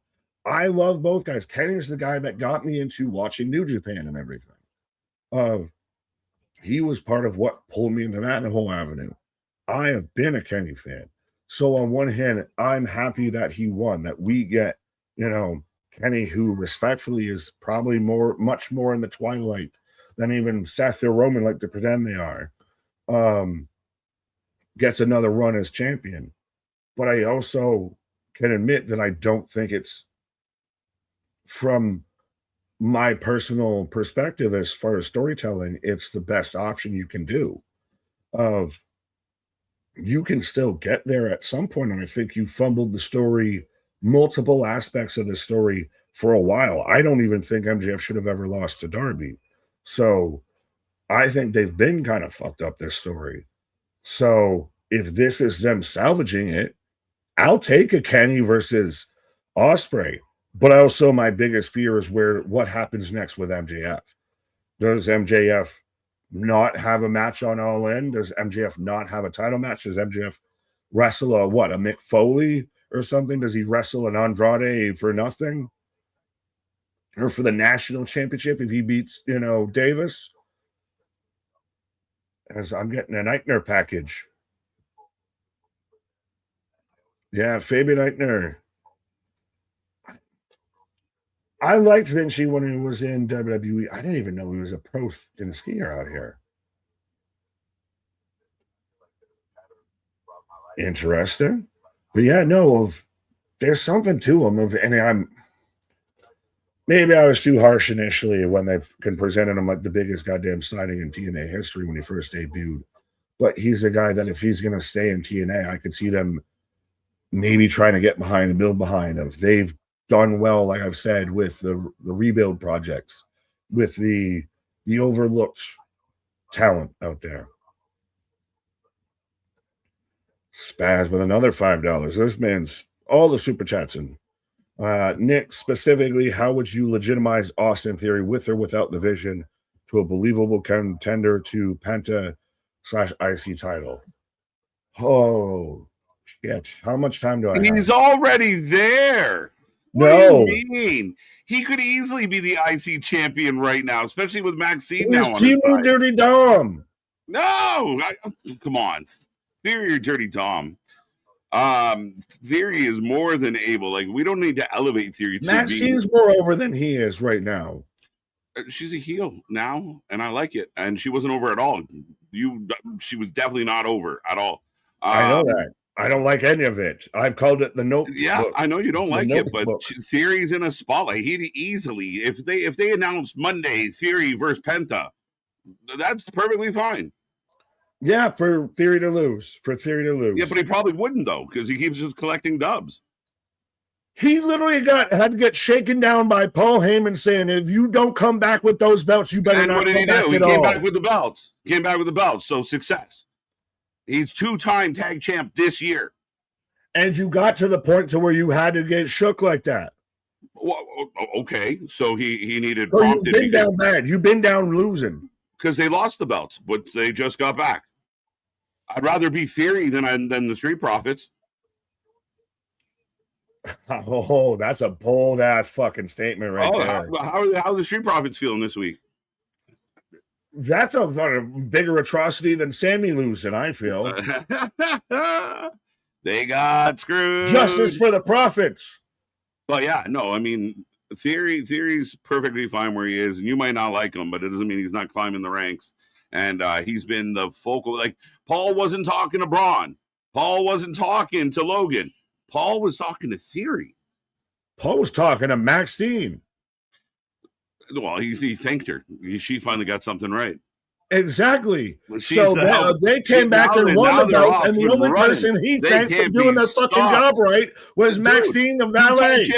Two-time champs, bro. Two-time. You booked the here 2 times. Do you know who has a belt around his waist right now? Austin Theory. You know who doesn't? MJF. Oof. I'd rather be Theory. Those are fucking fighting words. You know what? On that, you can have this system match. You can have that. That ain't what I'm mad at. I'll be back. Who got some gold? Who got some gold? I got some gold. As here comes Brian Myers. But that's it. What can we do? The Righteous are here. We're getting a triple threat tag team match. Remember, if you are in Canada or outside the U.S., you may have already seen this, so don't spoil anything. LA Knight's bum ass doesn't have a title either, Nick. All is right with the world. LA Knight is an interesting case. One day we're going to study the career of LA Knight and how it's worked out. But here comes Ricky Sosa. Leon Slater, Ricky Sosa for the win. Thank you, Damien. There you go. There we go. Nick, Dirty Dom, and Liv are Timu, Hunter, and Stephanie. It's a valid argument. And I don't dislike either one. I mean, Dom and Liv are good. But the idea that Theory couldn't be a viable challenger to Dirty Dom or Penta seems crazy to me. He just won his second world tag title this year. It's better than some. Whether you love him or hate him, it's better than some. Time to get righteous. So here comes Leon Slater. Austin Theory is the I'm with you, buddy. And he knows it. Bonnie Tyler, yes, I heard about this morning. So yeah, T's and P's to Bonnie Tyler. Sad story. Italian Ice Steve Austin jokes. This guy Vinci trying to make a comeback. LOL, I ain't mad at it. They signed him. I mean, again, it's a name, but he's a guy that can go. They just have to book him in a way that feels, I don't know if, I mean, we had a sheep herder recently, but, I'm a high-level skier, and now I wrestle. All right, great. Do that. Wrestle. I just want to see him wrestle. I like MJF. Me too. I can't stand Kenny. I struggle. I hate the way he works in the ring, and I don't respect wrestlers who can't cut a decent promo. Bernard, Kenny Omega can't cut a promo. He can't cut a backstage interview. He is not a very extroverted person or personality. I think that's fair to say. And that's just assessing him. Like, I don't even mean it in a bad way. That's okay. If you're introverted, that's completely fine. However, when you are trying to get the company over and you're trying to, be the spotlight guy, it's not great if you can't cut a good promo. We've seen a couple shows recently start off a little bit slow. As this match is starting off, Myers and Leon Slater kicking this one off. But yeah, I mean, the MJF, the whole thing with Kenny has had some amazing matches. I'm a fan of Kenny's work. I'm a fan of Kenny's career. Once upon a time, the idea that Kenny might show up in the WWE was exciting. I don't know if Kenny's that guy anymore. And Kenny's put his body through a lot. And he's sacrificed a lot. And here he is in a position where he's now the champion. And some do believe, and I know Nick's mad, but some do believe that the dream match is Kenny, Will Ospreay, and not MJF. And if Kenny feels that way, if Ospreay feels that way, if people around the situation feel that way, then that's what Tony's going to do. Unfortunately, MJF's not, I don't believe, in that tight circle. So here we are. Should MJF be booked better? For sure. But Sosa and Leon both over. clear in the competition. It's a tough one, guys. Really. Now, does it become a triple threat? Does it become a fatal four-way? What is next for MJF? Is it Mick Foley? If it is going to be Mick Foley, then why was Mick Foley there for the Callis family situation last night? Like, there's questions.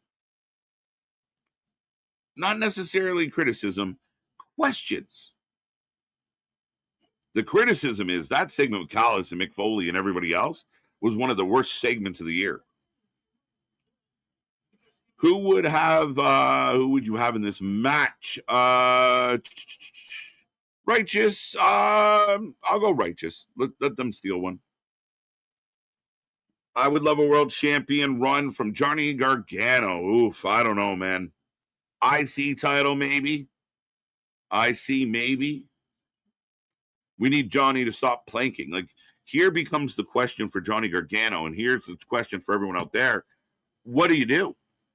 What do you do with Johnny?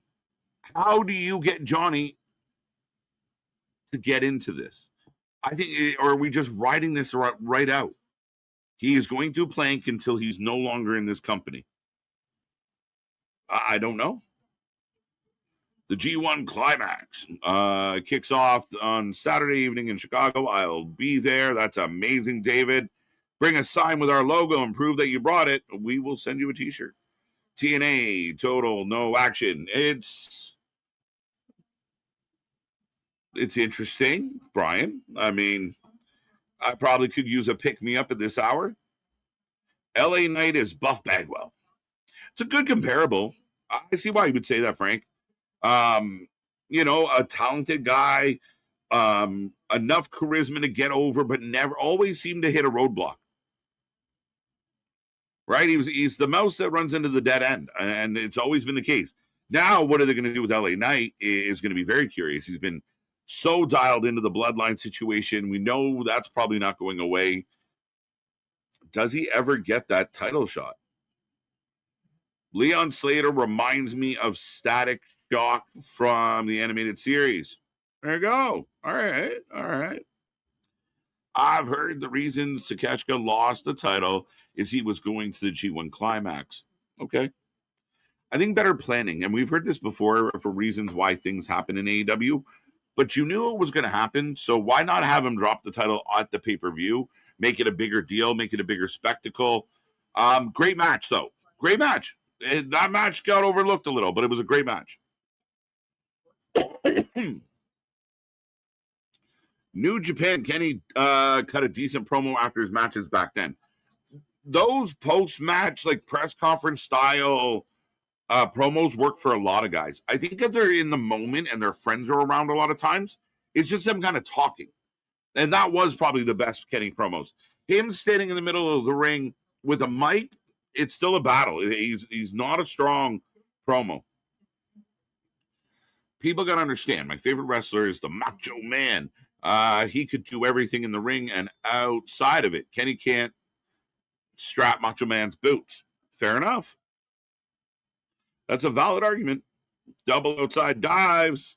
I am on a commercial break. I got John Cena, by the way, doing Chime. Don't even know what Chime is. Kenny showing up in WWE would be like AJ Styles showing up. Yeah, I mean, it would have definitely had that vibe. And, I remember when the rumors were big. Kenny in the box, it could happen, AJ happens. Are others going to follow? And it just never came to be. And in all fairness, it probably might have changed the trajectory of a lot of things. So everything happens for a reason, folks. Kenny has too many indie bad habits to be. And speaking of indie bad habits, I removed myself to add myself, but love you too of bad habits. Bad habits. Everything happens for a reason, my guy. Right. It's probably for the better that Kenny didn't, and the Bucks didn't go to WWE. It's like all the stories now of WWE didn't have much interest in Jungle Jack Perry. No fucking shit. No shit. And water is wet. Yeah, like, again, like... You mean CM Punk, the guy that was just champion, that had the historic fallout with this guy, right, and mushed him backstage, that they didn't want to sign that guy? No shit. Yeah, but Is that then proof that there's no issue with CM Punk in creative or backstage or anything? yeah, maybe. And I mean, beyond that, as everyone's kind of mixed up right now, but we're back to Bear and Leon. Right. Yeah, no, that whole situation. And listen, this is where AEW, like just little things, and some people out there are gonna be like, don't be a pussy, it's not a big deal. But the guy signs his contract, they do a nice little vignette. I thought it was good. You're gonna hype up that you're re-signing this kid, which to them in that world, big deal. Anywhere else on the planet, nobody gives a fuck. Right. But he signs, and for no reason, just stabs the table with a knife. We're like, You were there. You were there, and then you made it indie Right. bad habits. Going back to Bernard's comment Right. of indie bad habits. It's just it to was such do- weird choices. Like, and this idea, like Jack Perry would be in tough in the WWE. He would have to get better at promos. He'd I have to take be more. Austin Theory over Jungle Boy. I appreciate you saying that. I respect you, sir. My brain had to stop for a second, and I was going to rebut. Those and I are went, words wait, that were said in the same sentence. Yes. But wait, did he? I agree? like Jungle Boy. I would have liked if they would have still just kept him as the goddamn scapegoat and everything. Yeah. Well, I mean, yeah. I mean, it's been a mess. Like that whole elite thing. We're in the elite. We're out of the elite. We're in the elite. We're out of the elite. It's like moss to a flame. Like, what are you doing? What are If we you doing? do one promo every 3 months, that doesn't mean you've been doing like you've been building a story for months. No. Math time doesn't work that way, but Sosa and Bear going at it. Two guys that probably are definitely, would you say, top 10 on like the prospects list in pro wrestling right now? I think he's up there. He seems very inspired. Well, I'm saying both guys, him, Bear, and Sosa. Yeah, Bear, Sosa, Leon's on that list. Like, there are talent. There is a talent out there, and I mean, Bear kind of comes in as a surprise. One of the kind of sneaky surprises of 2026 was all of a sudden Bear was on the scene doing big things. Absolutely. Well, doing plank things, I guess I'll segue into this. Of you mentioned about Johnny Gargano. Don't worry, don't you wait till SmackDown when Sammy's out there planking with them. You're gonna have the plank bros. Right, they're just planking together. I actually could. I should have listened to you. This is it. You had the smartest plan all along. Right. Damn, it's probably gonna happen too. Black hole slam from Dutch on a Myers. Kyle, Austin Theory, or Dana Garcia. Theory. Theory, yeah, Theory because he doesn't hip thrust.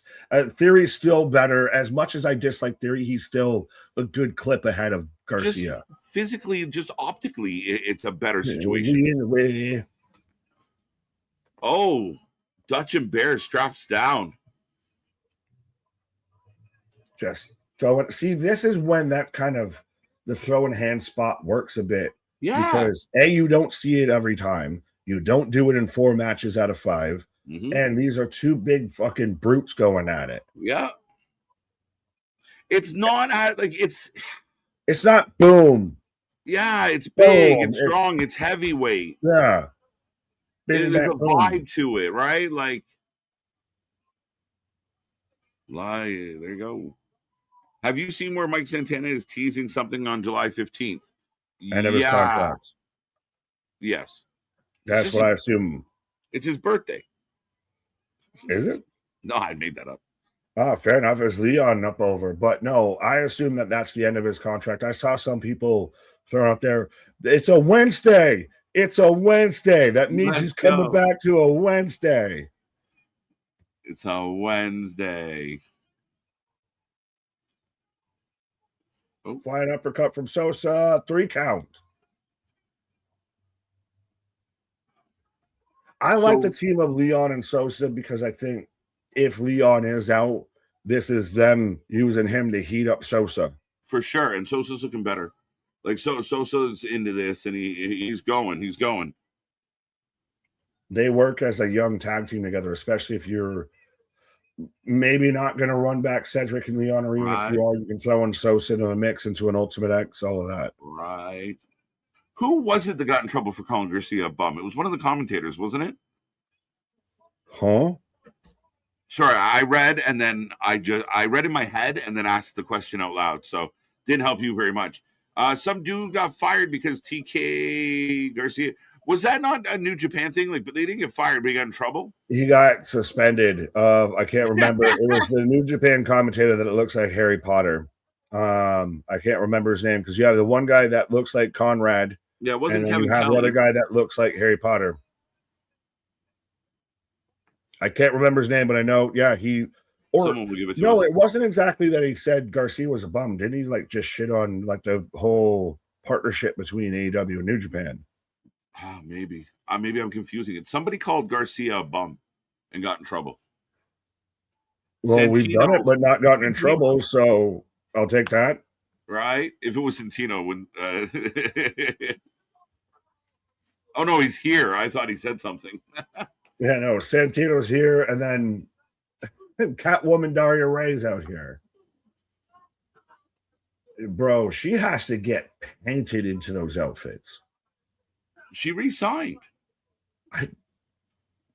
They gotta pay for the fucking leather and everything, my God. Leather ain't cheap. Like I said, she's got to be painted into that. As I have Ryan Nemeth, so the one of the most Nemeth likable person in this whole segment is Santina. Santino, you knew what the fuck I meant. What does the Ryan Nemeth want?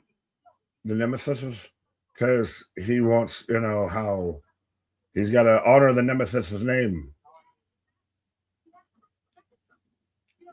Why don't two authority figures has never worked in pro wrestling?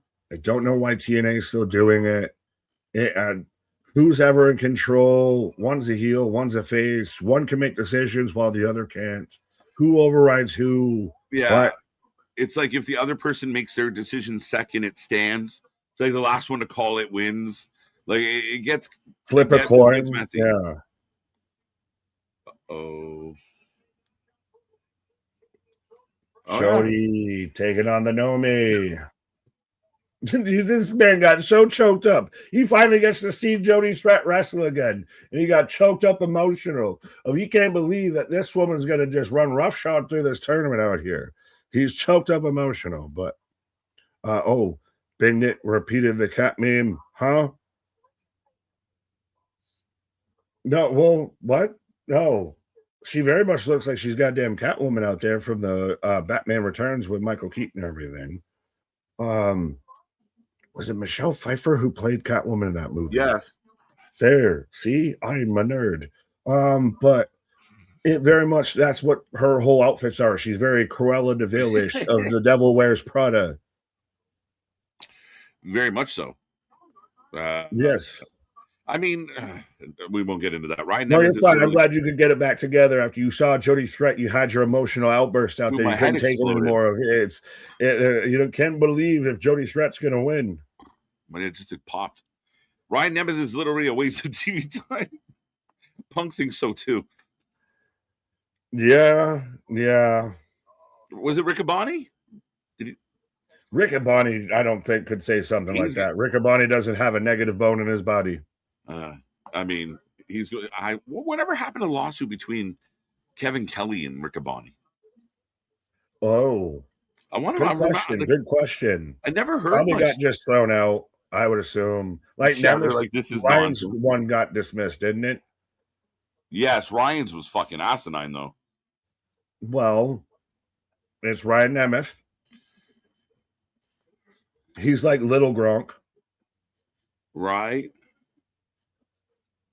Who does the other the turnbuckle spot better, Leon or Montez? Oh, the up over and clear the turnbuckle, Leon, because that's who I would most think is synonymous with that move is Leon.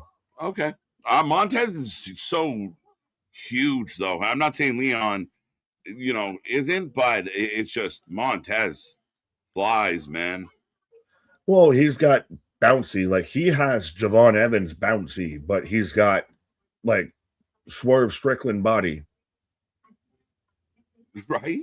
Swerve Strickland body, facts.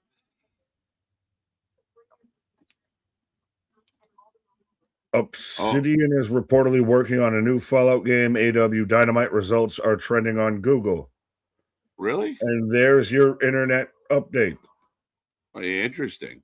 Kevin Kelly and Ian Riccaboni have the current status as of 2025 June was arbitration. So that means somebody got told or paid to shut the fuck up and go away. Yeah, it hasn't been finalized, but they've definitely gone to arbitration. So yeah, very much so of like, all right, Kevin, here's some bucks, go bug someone else. Yeah, how much can I pay you to go away? Well, because Kevin Kelly's been all but mum out there for quite a minute. Yeah, well, remember he was pissed because he felt he got pushed out of the company and he was accused of some things that weren't accurate. So he got fired or stopped being used. And yeah, it's unfortunate because he was doing pretty good with New Japan. Well, isn't it interesting how certain people at times that have gone against AEW, they're vocal for a minute, and then all of a sudden they get real quiet, real quick. Right. Ryan Nemeth is literally a waste. Oh, got that one. Yeah. Yes, I have that Michelle Pfeiffer poster from that movie. Mm-hmm. Kitty cat. Kitty cat. Be right back. You're good, my guy. Oh, now I'm more just still the original one with Joker was better. I get Batman Returns, Catwoman, Danny DeVito as Penguin. I get Tim Burton wise worked or looks how he wanted it. It just wasn't for me. But we're not going to get into the Batman verse out here. Dro, I see you as I'm in commercial break right now. No, Chime is fire. That's my side bank. You got your side piece. I haven't used it. I got a credit union out there. I'll be banking. Oh, we got no one look at my financial records. Trust me, I'm nonprofit organization out here. Restaurant. We absolutely need a Montez Ford single run. We thought we were going to get that with, they almost looked like they were teasing a split up between Dawkins and Ford when they first came back. Then they came back, they won the belts. Now they've lost the belts. Is this where you go back to them splitting up? I'm for a Ford singles push, but I don't know if I do. Would you do it as one turns heel, one's babyface, or would you do it like they can respectfully go their separate ways? Because that's where I'd kind of preferably go with it. Daniel, TNA Bound for Glory pay-per-view in October 2026 and November 22nd. Why did I say it like that? Oh, I'm going to be at 2 dates. But I know that as I've got Gabby Forza, the Know Me coming out right now. I know you've got Lethal Lockdown coming up soon, and Destination X is coming up soon. I don't know if they've announced anything already for Bound for Glory. I could be missed, but yes, if you haven't watched Gabby Forza before, welcome. Be introduced to the Know Me out there of very unique gimmick and everything like that, but she is super talented in the ring. If she's one of those got a personality, she's got that Willow vibe-ish out there. She is the Know Me. She's big on the gnomes. I know some people find them creepy, but she is super talented in the ring, and she's been out there on the independent scene. She's somebody that I think that TNA could use of signing, and also it's somebody that has a personality, and TNA's good with doing those, bigger than life personalities a bit. So she's somebody I would like to see hang around, stay around as Jody Threats out here. But no, if you trust me, trust my opinions. I put you on to Starboy Charlie when he was out here, right, and everything. So trust me, when Gabby Forza, I'm saying, watch the match. You're going to be impressed. She's going to show up and show out as Jody Threats out here. And still the little promo in the corner of like the old WCW. I had it on PC if anyone remembers that game. What was it? Just Nitro, to where you could like go to like certain wrestlers and then cut a little bit of a promo right before their, like, they literally just had a blue screen there for a minute, but they cut a promo right before you picked them or whatever. Like Kevin Nash phoned in. You had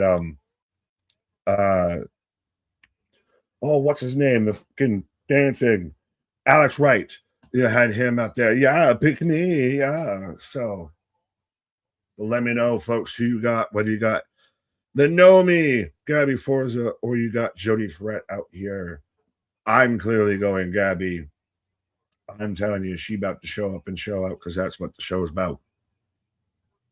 Lock up. If the Street Profits break up, you can kiss. And no, Dawkins is talented as shit, though, too. Like, I don't think he's a tucky or anything, and that's why I worry if they do something like that. You run the risk of something like that. Just have them, if you're going to do a split, have it just be, that's what I'm doing right now. You doing what you do, and have it almost maybe be more like Road Dogg, Billy Gunn, when they were kind of passing. They were still cool with each other, but they still recognized they got their own goals a bit. Showed off the ropes. No sell the shoulder barge. Gabby for the win. Daniel Bound for Glory in pay-per-view 1976. All right, Daniel. We 2025, 2005, 250 out here. What are we doing? It's 22 years old from 2020 words. 2005 to 2026. That wouldn't make sense. That would be 21. But, well, depending on time. God damn it. Shout out Daniel with the confusing questions of the night as Jody's diving at Gabby in the corner out here. What's up, Nomace? Gabby Forza. And like I said, I believe she's the significant other of Bear Bronson out there. So you can get that whole, interweaving, interwoven, intergender matches out there. Nick, if rumors are true and Hiromu Takahashi is going to NXT, do you think he'll be aligned with Evil? Yeah, I think that's been almost what they've been alluding to. I thought that's the last time, like the promo and the little fucking Garden contract signing that they did between him and D'Angelo before, well, it was Great American Bash, to where he's like, Evil comes or something like that. Like, that's where I thought, that's where I thought you could have seen, like, a Takahashi interfere, and maybe you do that kind of vibe. Yeah, is it still official that he's actually signed with the company, or are we still just even anticipating that he's already signed with the company? Speaking of the company, hi, I can't hear you. I've re-upped. I have resigned. There you go. You were so excited about Jody Threat out here, you couldn't even get the words out of your mouth. Right, I had to rush back. She can't lose to know me. Yeah, you know me. Yeah, you know me. Who the fool? Gabby Forza. I'm telling you, I put you on before, folks. I have not missed with my picks out here. I put everybody on to Starboy Charlie when he was showing up out here, and when he was challenging Mustafa Ali. Gabby Forza's solid. She's somebody that I think that they should sign 100%. Big Nick endorsed. Now, I might not bring the gnome gimmick to 9 o'clock. But I mean, think about it. We had ODB. We've got fucking Rosemary and everything. If there's a company that can get over the top gimmick, it's TNA. Yeah, I mean, I thought it as I said it of like, all right. They got the Broken Hardys over. What are we talking about? Dead babies everywhere. Jody's not losing. If she loses this one, I'll never pick her again. You didn't pick her before. What are we talking about? The first time I've ever picked her. The one time you put any faith in her. I mean, I didn't know she had the Rastafari colorway, though. Yeah, definitely rocking that tonight. Yeah. Feel the rhythm. Feel the rhyme. Come on, y'all. It's Jody Threat time. Right. It's John Candy's granddaughter. You say that and I'd actually believe you. Could be true. You'd be the source on the Canadian South out there, my guy. Right? Gabby dumped on the outside. Well, and also, like I said, of Gabby is somebody that to me is unique to this division. Of that's what they kind of need, and they kind of have been missing of some uniqueness. A gnome is what they've been missing in the knockout. Well, at least even a powerhouse. They got rid of Danny Luna. They let her fucking walk. They got rid of Jordan Grace. They let her walk. They need some powerhouse. They need some, some fitness out here in this division. You got a valid point. And by elegance might be like the front runner. And Indy's a tall lady, but she's not exactly. That still sounds so like insulting, but not insulting at the same time. She is a tall lady, but she's a tall drink of water. Yeah, Gabby firing up. Where's Boston? We want that Nomi. Oh, we want that Nomi. Nick did it all for the Nomi. I'm a big posse guy. Did it all for the Nomi. That's a big boss. Shut up. You're stupid. Yeah, I know. Yeah. Thank you for noticing. Hey. Hold on, Jody screwed. Dragging her to the and in the corner. Oh, going up. The Mean Street Posse in the house. Boots up. Oh, yeah, your head. Oh, I am. Oh, slightly. I got a Jody with a body, cross body. A Jody with a body. Jody loves Chachi. Jody with a body. Right. F3, F2, F1.5 tops. 1, 2, 3. Hey. You came back and sullied my choice. You're not even supposed to be here. No me oh. We're out there, no me oh. You let me know. Jody with a win. Jody, the tight shot on her like this. I might pick her more often now. She might win this. She's a threat. Nick. She's a double threat out here. As I'm getting the replay of her, like I said, hitting the F half. Oh my God. Sorry, I didn't do your brow with that one. Sorry, I just looked at the clock. I was like, holy shit. Yeah. Welcome to Midnight Thursday. So, updated bracket. Indy Hartwell getting the win earlier today. Jody Threat moves on. Sade is going to take on Heather. Oh, there you go. We still got Elena Black versus Wendy Chu. I know a barn burner 5-star match for KJ if I've ever seen one. Chu. You her? I hope the tournament comes down to Chu versus Threat. You got Ali. Oh, that's a fucking final mate for you. You got Ali tying his tie. I mean, who should be knockout? Who knows more about knocking out than Wendy Chu? She used to, just knock out all the time. You tried to make something there, and I don't know if you got there. But Mara Sade should win that. Just word salad. You did a thing. They have all the drinks around the table, by the way. You've noticed this too. This has been a recent all the drinks discovery, but it's a sponsor that they never mention. But it's a sponsor they never mentioned. It'd be like if we had, if I kept drinking out of a giant mug that had a logo on the side of it. Right. That's why we don't have logos on shit. All the flavors? Did you have to show off every flavor? Well, someone might like lemon. Why are all the flavors out here? Because someone might like pineapple mango instead of fruit punch. Right. Someone might like Cool Rush Blue instead of, lemon lime slide. Uh-huh. Mustafa being sneaky. We got to keep an eye on Mustafa. Because he is a guy that just walked away. Earlier tonight, he pretty much cut off his hands. Yeah, that's true. Not happy.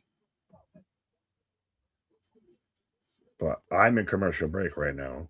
I'm getting a Dude Wipes commercial. Yes, we're there. We're there. We're good. We're back at it. Folks, never forget, when you're in space, wipe your anus. What?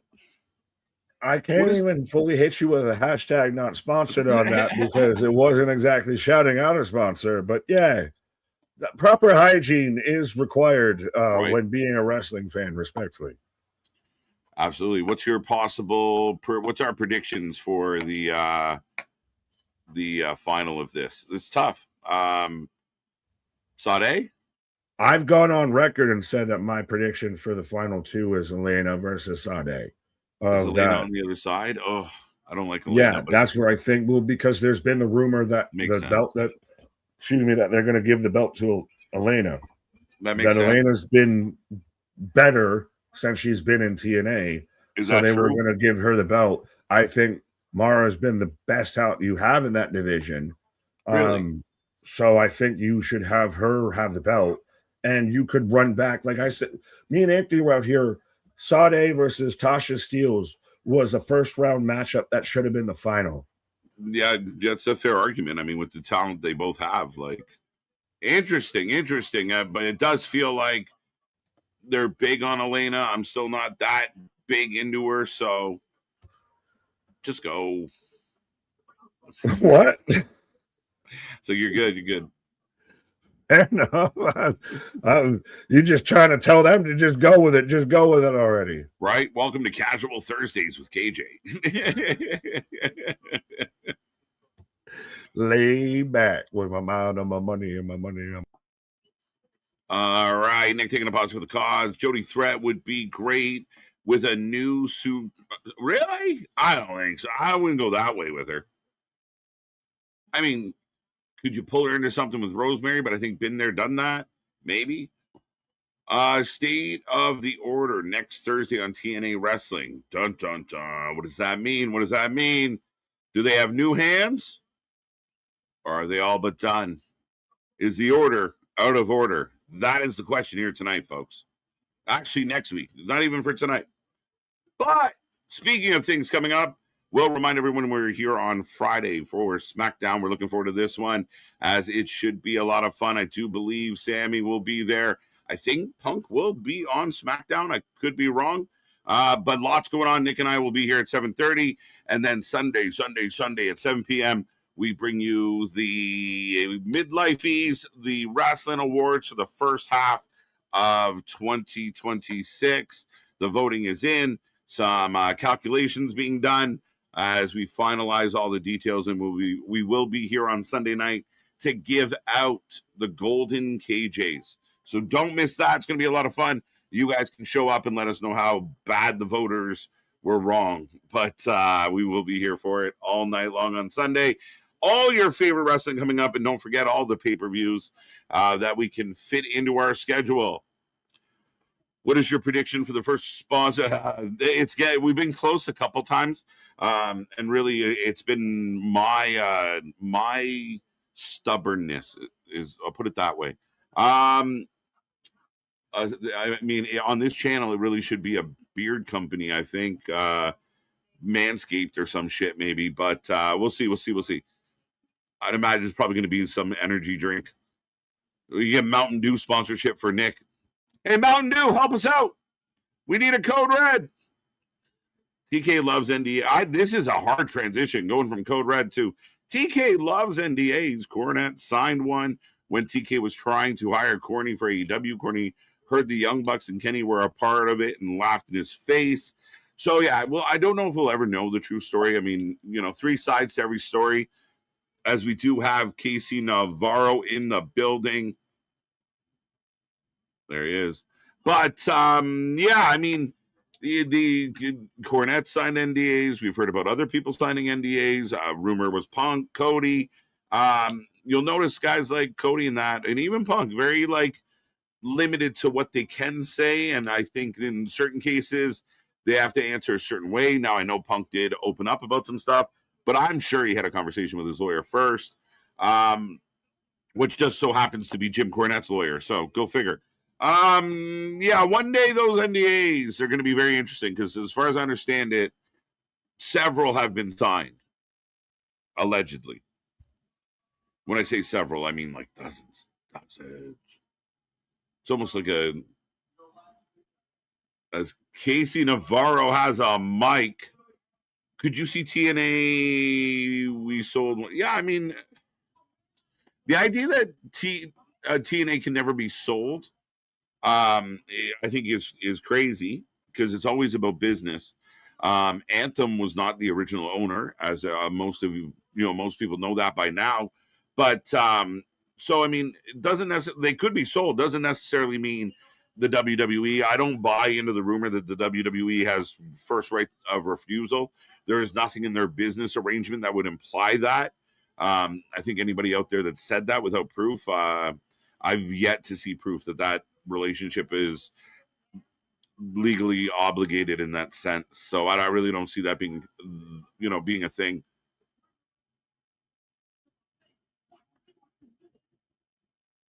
Who is he calling out? Oh, he's calling out Nick or Ryan? Nick.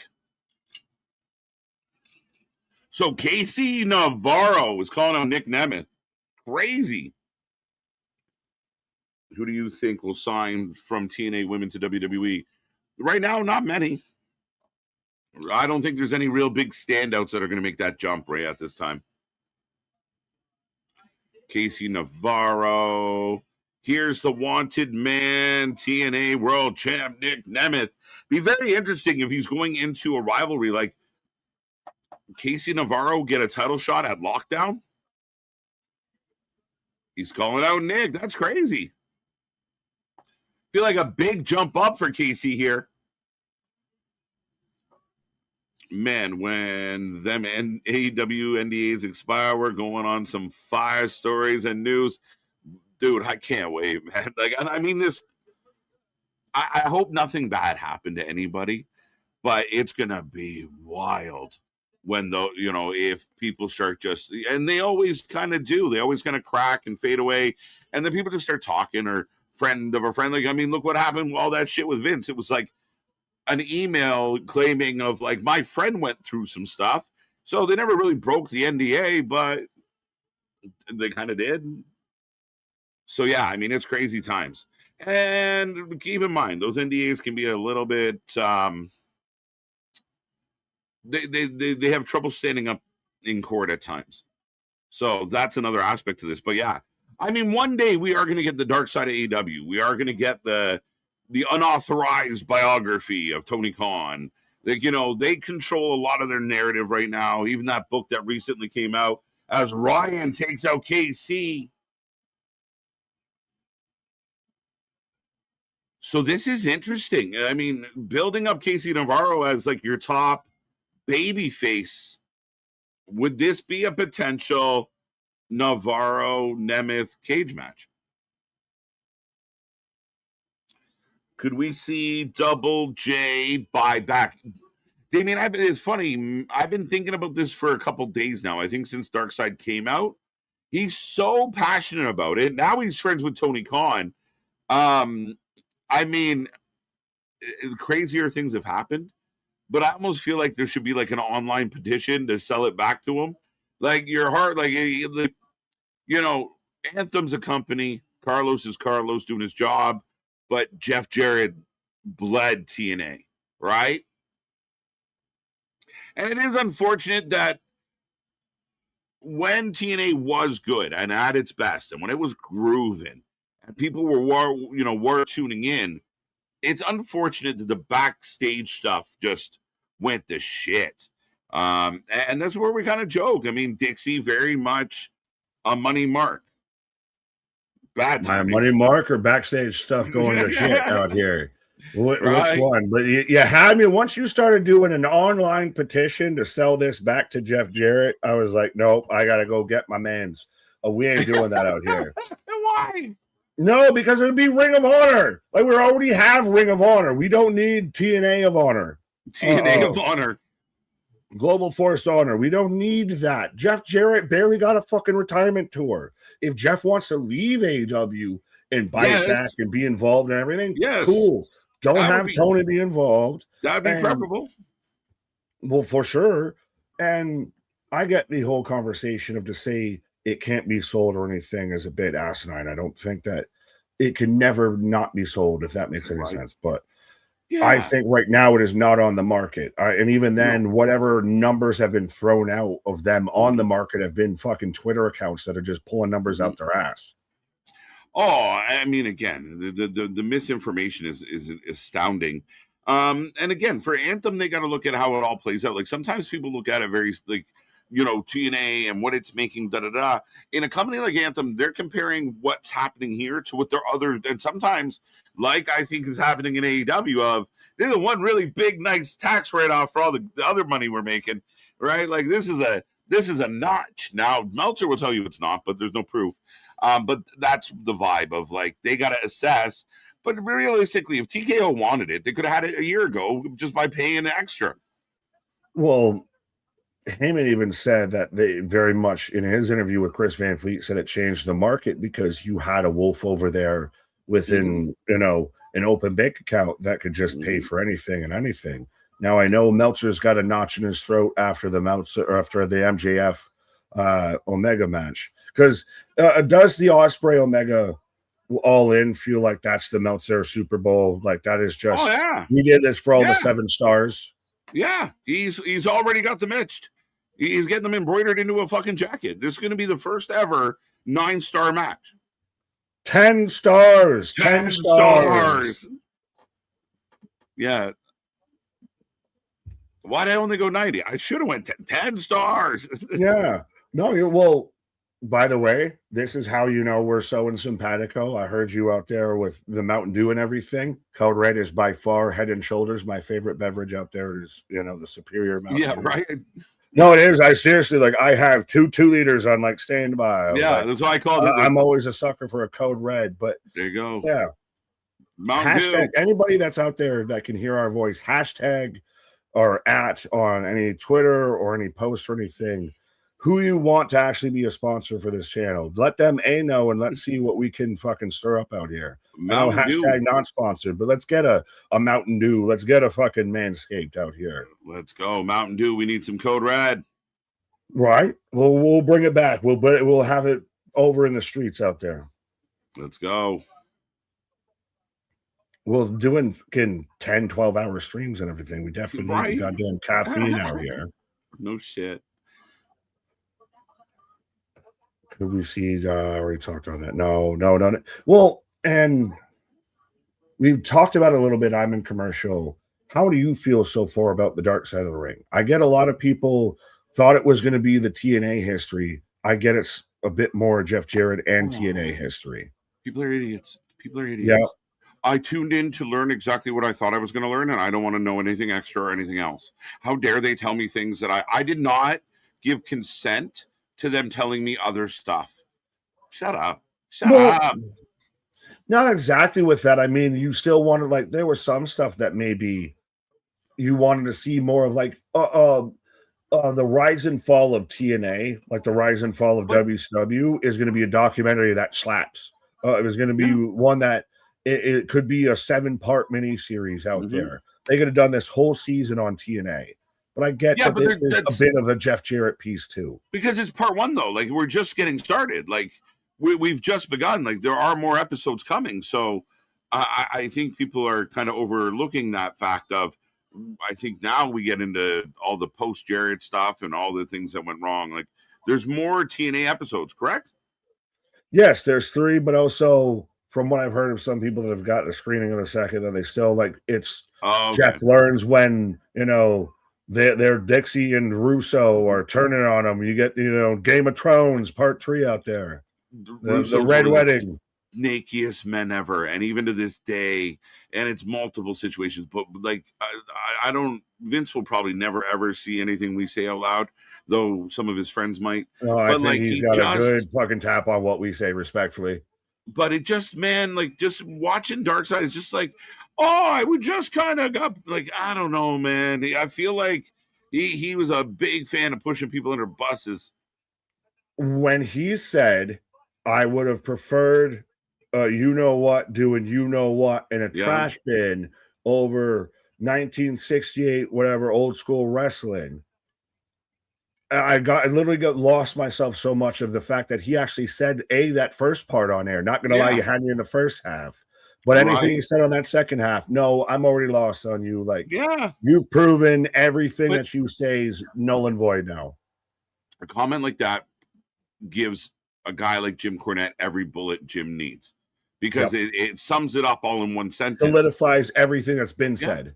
Because it's exactly what Jim is accused him of and others have of, I would rather trash than nothing. D'Lo Brown said it. A 2-hour show, and we're getting 5 minutes of wrestling. Absolutely. Well, Christ, I was still listening to King Cornette go through the TNA Andrew reports, and it's still funny of this is still publicity for TNA. Everybody's kind of got TNA on their tongue, pause. Now, with it being Dark Side of the Ring, with it got the AMC deal, everybody's talking about, are they losing talent? Are they rising? Are they profitable? Or are they on the market? Or are they not? Right. Yeah, it's the questions, and nobody really knows except the people within the walls, right? When is part 2 of the Dark Side with Double J? Tuesdays. Yeah. Tuesdays at 9:00, I believe. Yeah, I think like I think because I know the bulk of the core story of the ending and the crash and how it all went, I think I was kind of pleasantly happy with like the first episode of like kind of giving me some like Jeff Jarrett was this. I mean I almost thought they were going to start talking about Global Force for a hot minute, but they didn't go that deep. They didn't go that deep yet. So, but I mean, again, we got a whole bunch of shit coming. So, that whole scenario, like talk about a toxic work environment. It's insane. Well, and I really liked it because I watched it with the missus, who that's how any sort of wrestling stuff, she'll watch that, or she'll watch she likes GCW for whatever reason. She likes deathmatch or documentaries. Right. As we're already starting with this as a no EQ match. Right. But to see her kind of hear all the stories that I already knew and everything, like I'm calling they're going to talk about this here and this there and everything, and seeing her see it and take it in and everything with that was a cool thing, because a lot of it to even not the hardcore wrestling fans is still kind of a mystery. Yeah, for sure. Like TNA's always been like the underdog's underdog. It's always been the afterthought, the black you're redheaded stepchild, whatever. Right. Well, it was very much the case of like if you really wanted to know the stuff, you had to go looking for it, right? You rarely casually stumbled on it, right? But this is no DQ, and Zaya's got the fan. Katana, finish her. Yeah, no, she finished herself. Pause. But it's also still. This is when you could have done a Mortal Kombat tie-in. Could Xia Li go back to NXT? She could. She's good. The language barrier is a bit of a battle for her because again, it kind of does. But they let Io, they let Asuka, they let Kyrie cut promos in their own time. Exactly. If they let her do that, it would be a lot better for her. And maybe stop doing the sword thing. The swords can we could probably Shaolin, you don't fuck with the Wu-Tang style. Wu-Tang Clan ain't nothing to quit. She missed with like all 3 of those kicks. But it feels weird that we're like, they could go to NXT. They could go somewhere else out here instead of like TNA should be building them up. TNA should be using them as a focal point. Like this feud's been going on for a minute. I haven't been a fan of Xia Brookside. I don't like her as champion. I feel like they're going to turn around and give it right back to Xia Li tonight. And we'll call that experiment done and dusted. Like, I don't, no disrespect, but disrespect, I guess, to Xia Brookside. She does not come off to me as somebody that's a professional wrestler. That's jokes. Tell us how you really feel. That's how I really feel. She like telling me she doesn't seem like she'd be like on your local indie, for sure. The Toronto fucking Mall of Canada, if that's even a thing. Yeah, we'll accept that. No, it's crazy because I was really surprised that she got the belt, and I think that's what TNA is dealing with right now is like Brookside or Lee or whoever might be a good wrestler, but are they going to really move the needle? And you need some needle movers now. Just having another good wrestler, you can find that in a lot of places. But they have not done something. They had Mickey come back for a minute, and they didn't do much with that. They had Ash by Elegance, who's been in and out more than ever. Well, she got daily photo shoots with Paige Van Zandt. What can you do? my brain short circuited there for half a second of like, don't say the outside thoughts and the inside thoughts, but of the knockouts division as a whole, like it almost feels like it has good depth, but it doesn't have a central piece, like a centerpiece. Mm-hmm. That's it. I mean, and it's not that like other talent can't grow and get better and take their time and do something and get there. It's kind of why I like I'm intrigued and I kind of like Casey Navarro being booked up against Nick Nemeth, right? Like that's where I heard you I'm talk about interested. that. Well, no, because so you haven't been here. They've been kind of paired together. You keep reminding me. No, I'm just honestly when you said it, I was like, oh, but because they've been a bit of a group together and everything like that. And like last week, Nemeth jumped him and everything like that. Fair enough. Okay. Got you. No. I'm with it. No, you seem surprised. That's all. I'm with it. No, I think it's good that Navarro is working. Like this is where having Nemeth as a champion works. Yeah, that's all I meant. He's a guy that I've said that when he had his shot before and everything. Like he's a guy that on their rebuild, he's a guy that's going to end up being your starting quarterback. Like he's a guy that Nemeth's going to drop the belt to at some point. Maybe not the first time, but at some point. Okay. Yeah. Yeah, I mean, I love Casey on the Indies. He did a lot of good work, a lot of good matches. He had a match with Amazing Red once upon a time that we covered. I thought, still stands out of my brain. I mean, good shit. Remember when everybody kind of thought he was going to show up in AEW? Yeah. Like him and Ali are two guys that I think like that could be your main event scene going forward. Mm-hmm. Yeah, Ali's an interesting guy because now I look at the landscape of wrestling and I'm like, could he slot into like an IC pitcher? But I still don't know if Ali would ever come back to the Fed and go all the way to the I wouldn't, like I said, he's a guy to me that with a Santana leaving, with a Leon leaving, like he's the guy that's about to be a corner piece, a centerpiece. I won't say pillar. Don't say pillar. I'll say an integral piece into TNA's resurgence out there because, like I said, him, a Sosa, a Casey Navarro, maybe an Eichner, what have you, if Leon stays or if he goes, but that can be your integral kind of core pieces that you start to build around. A Cedric Alexander, you're throwing an AJ Francis, a Moose, you've got some pieces. Yeah, like I mean, if you Eichner is a good example of a guy you bring in. Like he's the guy that you kind of get on the discount, hoping that he can hit his upside, and you're not sure if he can or not, but you're willing to take the risk. If he can kind of continue and be good, and you need a few, like AJ Francis is growing and getting better. Like these are guys you bring in, and you hope that they can excel, and that's what they used to do, and that's what we're looking for now.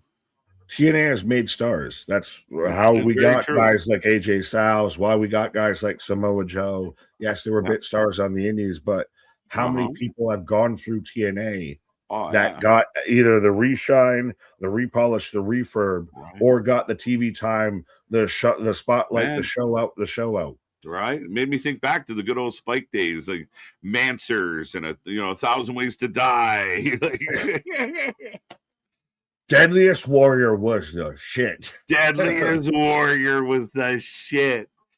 They should bring that back, especially now that technology. You had the Spike TV. Remember when you could have like that on TV? Imagine something like that. Mansers? The Man Show, Ziggy Zaggy, oi, oi, oi.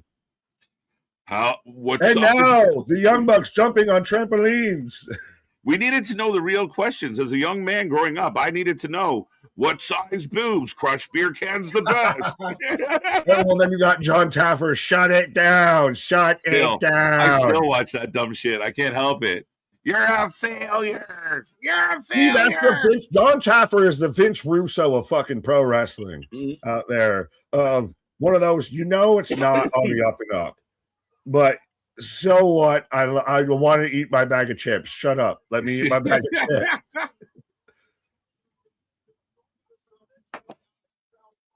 Zaya whooping Zaya with a belt.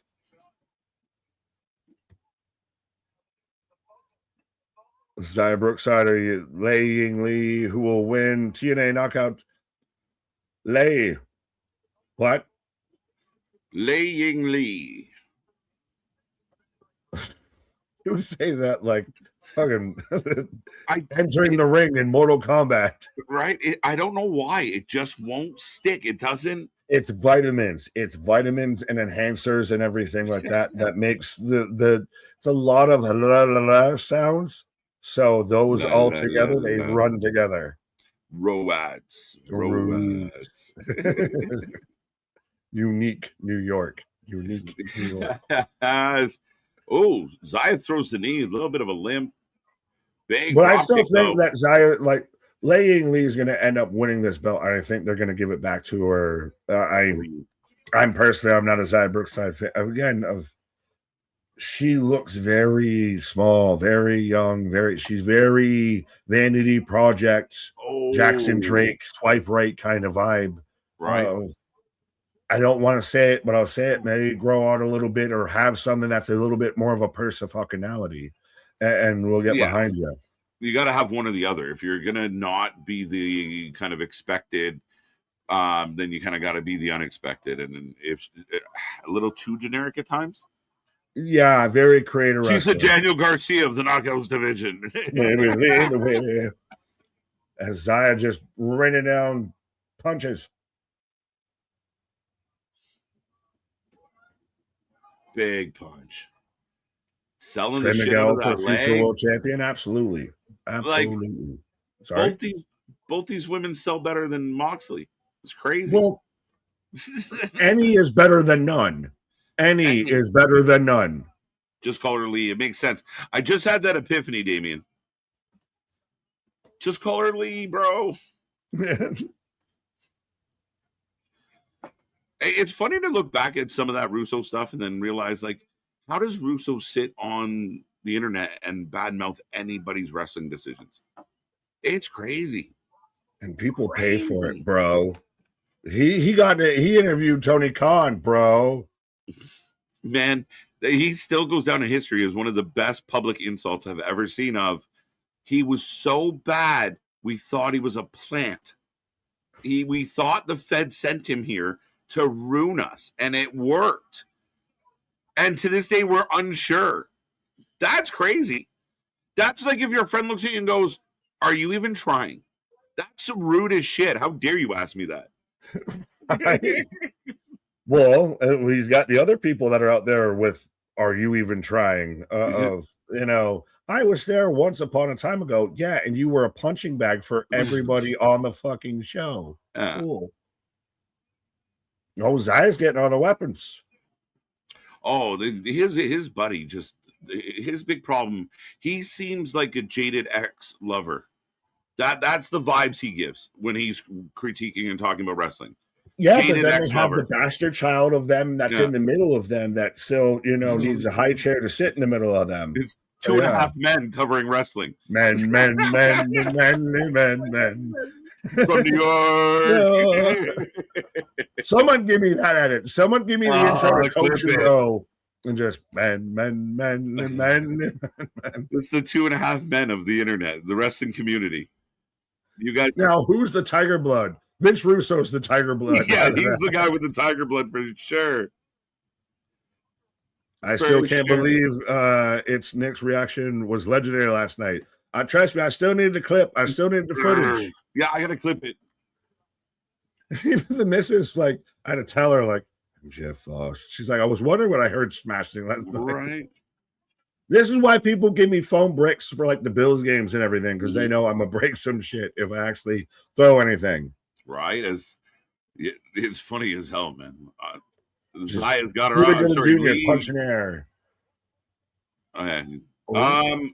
Setting up for the power driver on the outside out here. Throwing your phone brick around. Ah! Oh, I told you I was literally here just shaking there's too much expensive shit that I can't replace this fast in front of me.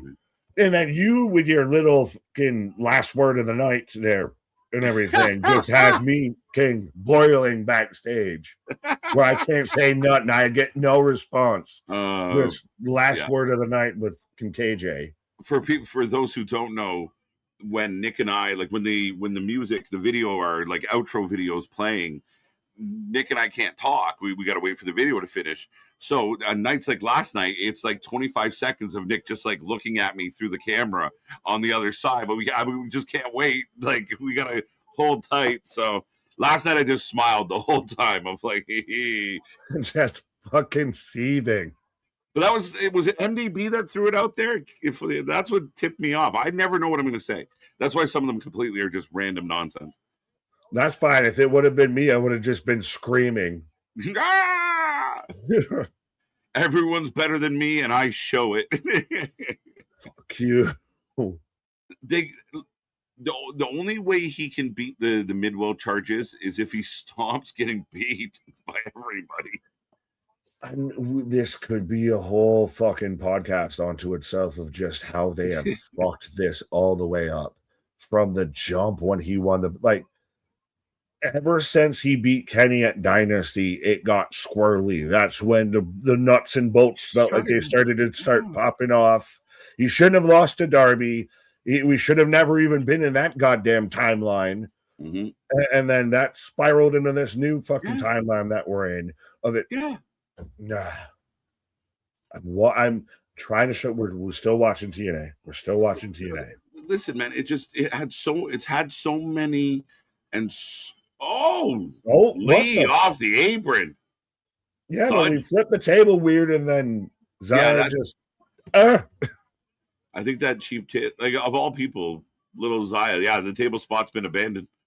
Well, like I said, and she just looks like angsty teenager. Like, I'm not going to clean my room, Mom. Right. See, that's how I feel about Elena. But I can't handle There's multiples of them out here. Right? Like even when she cuts a promo, it just sounds so whiny. She is just wailing away on her. Oh, that was just her hand. Miss. Wide right. When you're in tight, you notice the wide rights. Pause. That's so funny. I was way off. Yeah. Just a bit outside. That's a good one, actually. But no, you were even talking about with the old MJF thing and how it's gotten goddamn convoluted. I know we don't want to keep going down this goddamn pipeline, but it's kind of the biggest story right now in wrestling. And goddamn it, I'm in my emotions about it because I love Kenny and I love MJF and I'm a lover torn and scorned. Anthony's going to come back and be like, I left you alone for 1 week and all you talked about was MJF. MJF all Thursday. I heard you. We're lining up all the chairs, though. Right. Oh. Oh. Now, is it weird that like you could hear a mouse stirring? It is very quiet. Oh. I would highly recommend them piping in some sound. I'm not going to lie. Well, you, all due respectfully, but you could see her very much looking into the spot. Belt shot. Oh. Fuck. Oh, two count. How? I need something good in my life. Please, TNA. You're my only hope. I need something good right now. The good is the fact that titles are changing. And we're all arguing about this is no different. Valid. Right? Like, I think this is good. You know, bigger picture. Like you're actually getting people like chewing the fat on this stuff. Like there's contention amongst the champions. You know, lately, you know, you're having good conversation. You know, like you're getting that barber shop talk of like, you know, who's the best boxer. See, fucking Sammy, even if you're not an AEW fan, yeah. 1, 2. Oh, she's creepy. Oh, darkness, my old friend. The one champ that actually retained this week is the one who shouldn't have. Zaya Brookside is still the Knockouts champion. She got a serial killer vibe to her, though. No, she's bad Lyra. Like, she's worse Lyra. I'm shocked. They doubled down. So Zaya punches uses the chair as a shield, and then the DDT. It's all she wrote. But so then now, though, what do you do? This is the thing: is top of your card right now. You don't have a ton of depth thin. or anything. So where do you run it as she stands on top of her? It's just no respect. So I mean, we definitely don't like her. Yeah, you could say that, as they've also got locked down and teased in the Lando entranceway, but that should be about the end of TNA. Right. But so she stands atop of That's Xia it. Li. Yeah. I mean, nothing fancy. We're just in and out. I mean, it was a decent match. I had no issue with the match.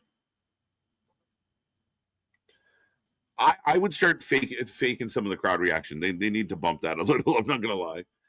Welcome to Thursdays. It Now just needs a little more energy out of the show. Like, do you need this more? is why, again, like Anthony's even been the resident insider out here for TNA, and at times has been given shows 4s and 5s and everything. Okay. Sometimes, once you get more into the tapings, sometimes you get a big whiff. Yeah. Sorry. There is no way I am getting fucking Happy Gilmore right now. When MJF, the star of Happy Gilmore 2, who's your biggest fucking draw in your company, that isn't going to be in the biggest main event of your fucking company. What are the odds? This is the universe mocking me. They're laughing at me. The gods are laughing at me right now. There is no way you can tell me this guy isn't the biggest thing in your fucking company. So that funny. That Ospreay and Omega is a bigger thing. To Dave fucking Meltzer. To anybody that doesn't know of AEW, they know of Maxwell Jacob Friedman. Oh yeah, the star of Happy Gilmore 2. He's at least fucking featured in a movie. Name me another AEW star that isn't like Lance Archer in a fucking Blink and you miss on the spot in some fucking B Hollywood movie. The only person that had less screen time than MJF was Nikki Bella. Becky Lynch? Becky Lynch had more. Well, tell you then. But still, this man's been out there in the movies. This man, he's the best advocate. I digress. I'm hot and bothered. Right. Wait, this is my my new cheat here. Where is it? I gotta find it. What? Who told you you can eat my cookies? My cookies. Look, he smiled every time. It works, guys. It's fucking Pavlov's dog. Oh shit. But ladies and gentlemen, we take a rating out of 10 for every single show. We're gonna make this one quick because it's late and I'm not even supposed to be here. But live tomorrow, 7:30, we will be here. 7. I'm at a 6. The good stuff is good. The in between the good stuff is not great at all. Does that make sense? Yeah, no. I can go 6 with you. I almost was thinking of lowerish of just, it was very mid-well. There you go. But I like seeing Gabby Forrest out there. I like seeing Vicious Vicky. I like seeing some of the independent talent out there. Right. I'm interested in what they're doing with Mustafa Ali. Navarro looks like he might be going towards the world title. AJ Francis versus Moose, I'm interested in. Right.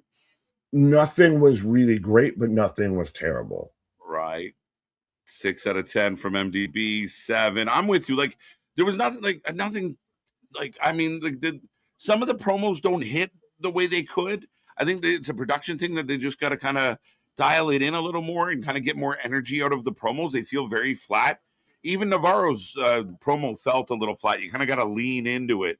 But I think like the main event was good. Some of the other stuff, the opening match was decent. Very average. It's very like, okay, I'm not running away from it, but I ain't chasing after it either. Right. McDonald's cheeseburger vibes there. You know what you're getting. I'll chase after a few of those though. Well, no. Well, no, I still wouldn't even. But Damien with a 6.9, Ronan 7 out of 10, 4.5 out of 10, 6 out of 10, 3 out of 10. Right. Anonymous Nick, look at the positive. MJF will be a 26-time world champion. Like how Jeff Jarrett was a 4-time WCW champion in 6 weeks. Right. What do you mean I didn't make the team? It's so stupid. But also make sure you're here tomorrow when we're here live for Friday Night SmackDown. Again, everything that happened in the main event of Monday Night Raw is all a SmackDown storyline. So it's all going to be popping off and paying off on Friday Night SmackDown. SmackDown should be very interesting tomorrow. Is CM Punk's now the focal point? I would think so. I mean, he's the champion of the show. What's Cody? What's Gunther? What's Sammy? Sammy's livid. So we know Sammy's not done yet, but he's livid. Right. I just got the replay of the brawl out there from Happy Gilmore. So it's just the IWC brawl. And so before the gods laugh at me anymore. Shut up! And there you have the audio of the gods themselves laughing in my face right now. Let's bring her home. Click all the buttons. Right? Our shit is real, our shit is raw, our shit is all authentic. When you're talking about that rest, you put that for life with it. See you on the flip side. Have a good night. Friday, SmackDown.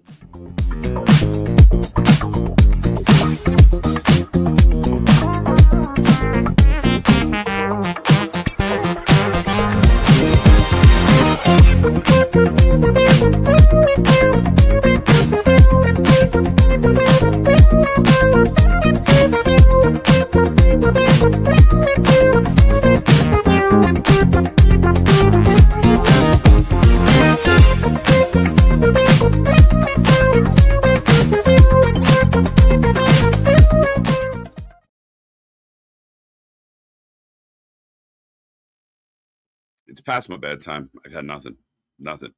Good night.